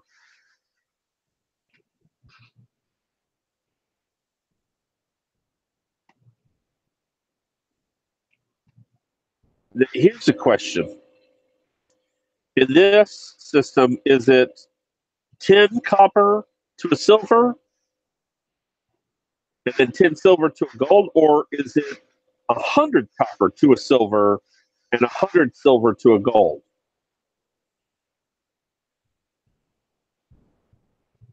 Because the 10 to 10 is what I remember Dungeons and Dragons 2nd edition to be like. And the 100 to 100 is what World of Warcraft is like. Right. In fact, I think the numbers in the program are doing it 10 to 10. Yeah, because 1/100th of a gold is a copper, 1/10 of a gold is silver, and 10 gold is a platinum.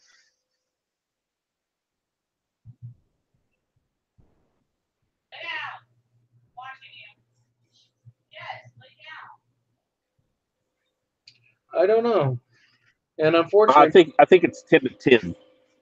So we'll do 10, 10, 10. Yeah. Until we get told otherwise, it's 10, 10, 10. Yeah. I agree.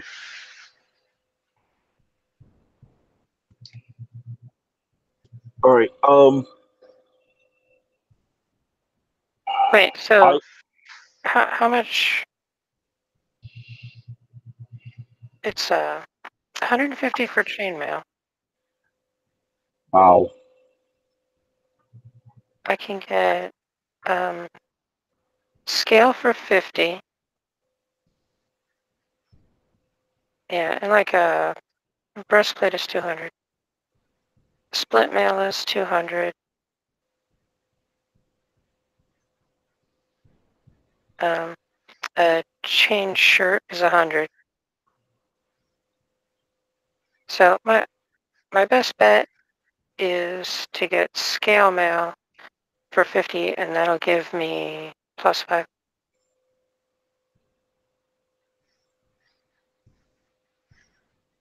Hang on a minute.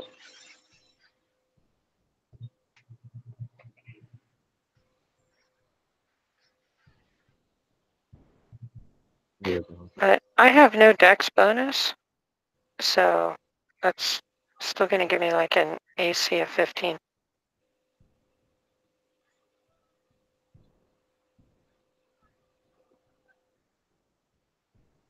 I'm sorry, guys. I really didn't make a take. That's okay. No, that's fine. We each made what we wanted to play. We just got to work around it. And so far, nobody's died, so we're good. Maybe. I mean, well, honestly, she's more of a healer than she is a tank, and that's fine too. We needed a healer. You know?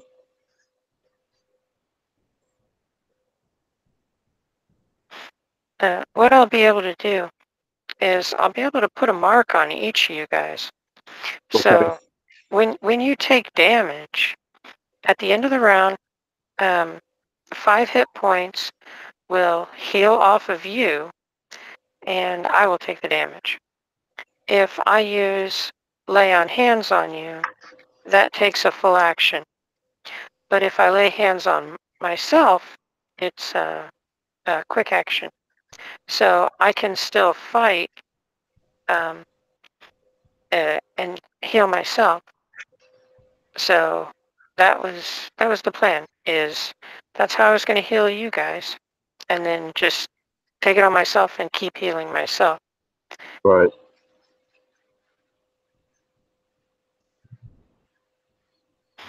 But as a result, my primary stats are charisma and constitution. My strength is fairly weak. For my spells, I need wisdom.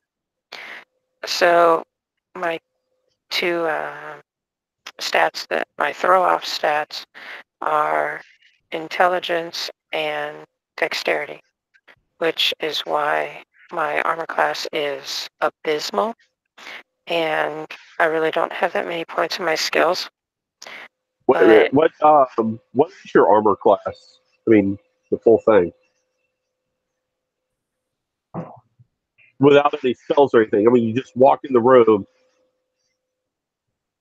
Are you not wearing any armor at all? Gamberson. Yeah, I have a cloth gambeson, but it only gives you 1 AC, so I have 11 right now. Which is why everything can hit me. Right. So I cast mage armor on myself, and I outrank you. Hell, just walking in the room, I outrank you. I got a dex of 15. Yeah, and that's another thing. My weapons, I designed my weapons for range because Mike was supposed to be playing a berserker. So he was going to be we in were the front the expecting whole that. time. Yeah, I know. So it threw me off. So I've got a bow as my primary weapon because I'm going to be standing in the back. And I have a spear because of reasons. So I don't even have melee weapons. I don't have decent melee weapons. I don't have decent armor. I'm just unequipped. And yeah, if I could get like full plate mail, I think that bumps me up to like 19. That's at least respectable. Yeah. And I can get a longsword from somewhere, just loot it off a corpse or something. But just Nobody's right used the now, long sword against us without money. yet. Yeah, right now without money, I have nothing. At least nothing tank worthy.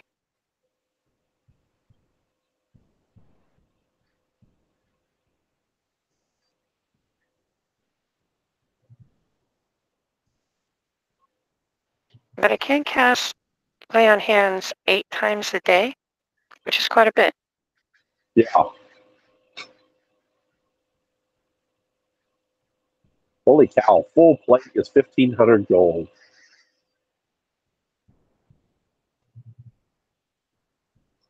Scale bill's not bad. Look, that's 5.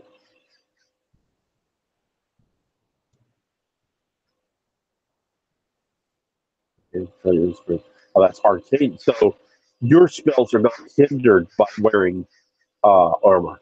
That's good. Nails 150. Oh, that's what it's 6.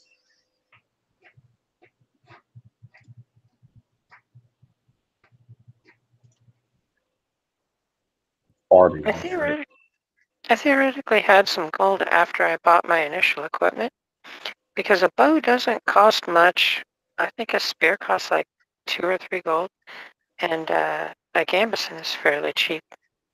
But I think I had it written on a piece of paper at work, and my dumbass didn't actually put it on my character sheet. Hold on.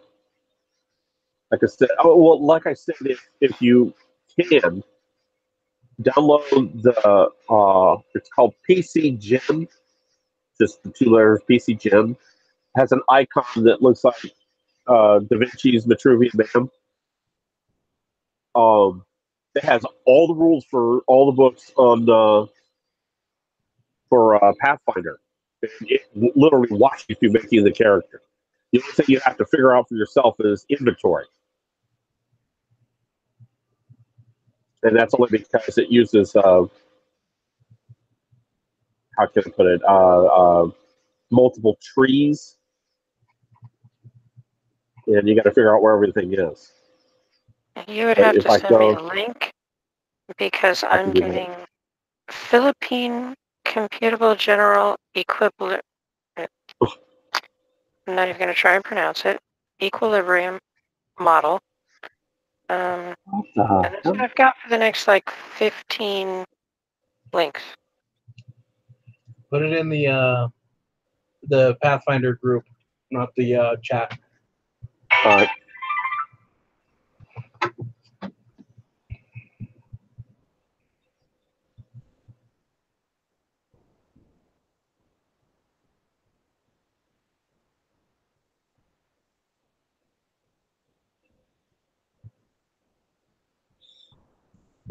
But yeah. Should I ask him how much experience I get for the village? Oh wow, the website is pcgym.org. Okay. I'll put the link in the. As soon as I this. I'll put it in the Facebook one.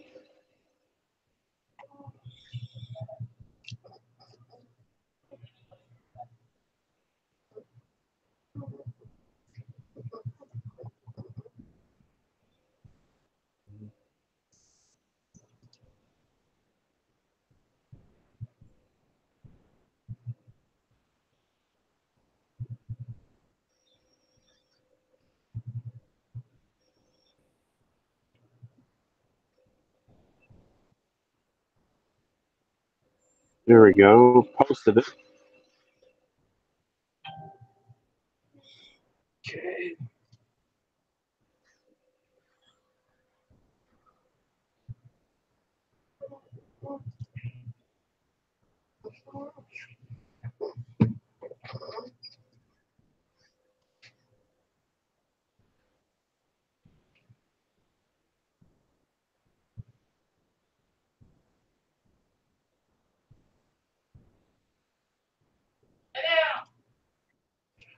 Alrighty. Well, I'm gonna have to get going.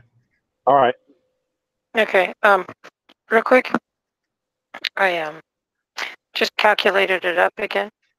I have 92 gold left over from initial equipment, and then the 90 I just got is 182.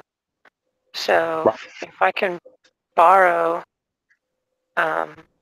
like, what was it, 18 gold, I can get a breastplate, or I can get a split mail, which will give me +7, which will put me at 17.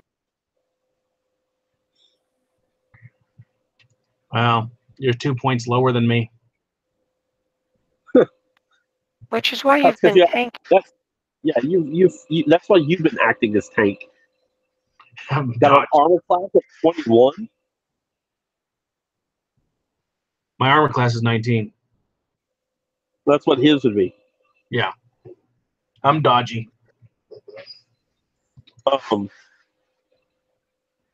Dave, I'll give you character 50. Okay, 50. I mean, I had money left over too after I bought my equipment, so.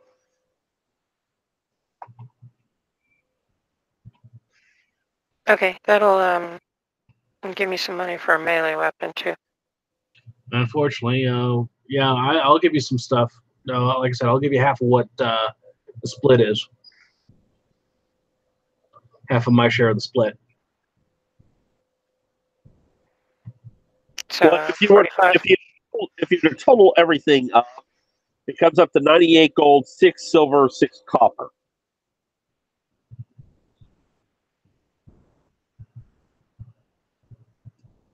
All right. Yeah. So,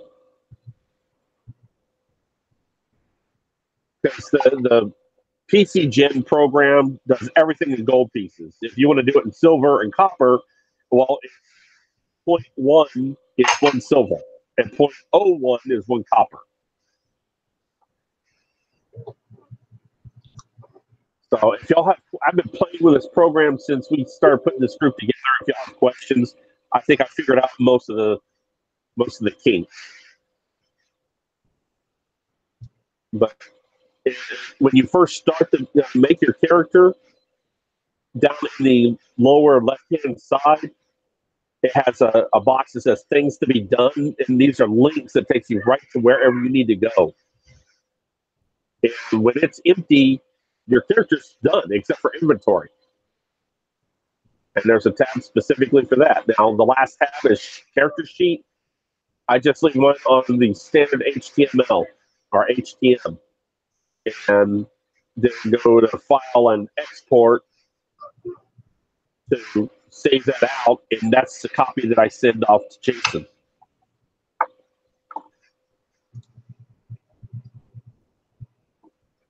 Okay, once you told me it was .org, I found it. So Yeah.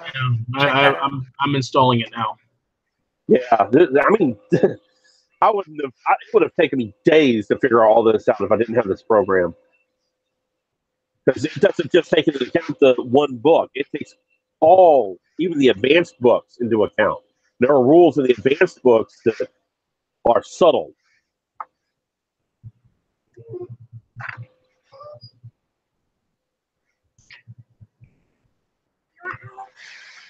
Just remember, I will burn a town down. Screw me over.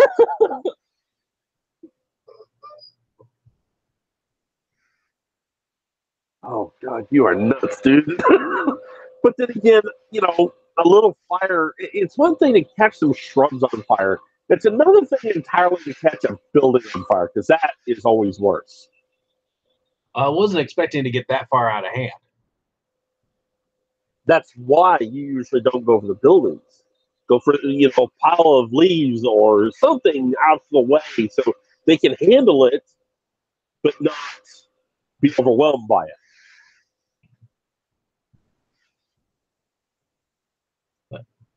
All I was doing was you realize the video you post on YouTube, it should be marked as, yeah, it's a training exercise. This is what you should not be doing.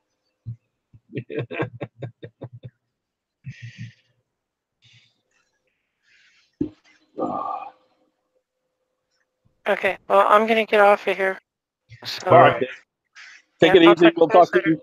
Take care, sister. And like I said, email me or whatever you need if you need it. You have any questions about the program. All right. All right, we'll do. Talk to you later. Yep.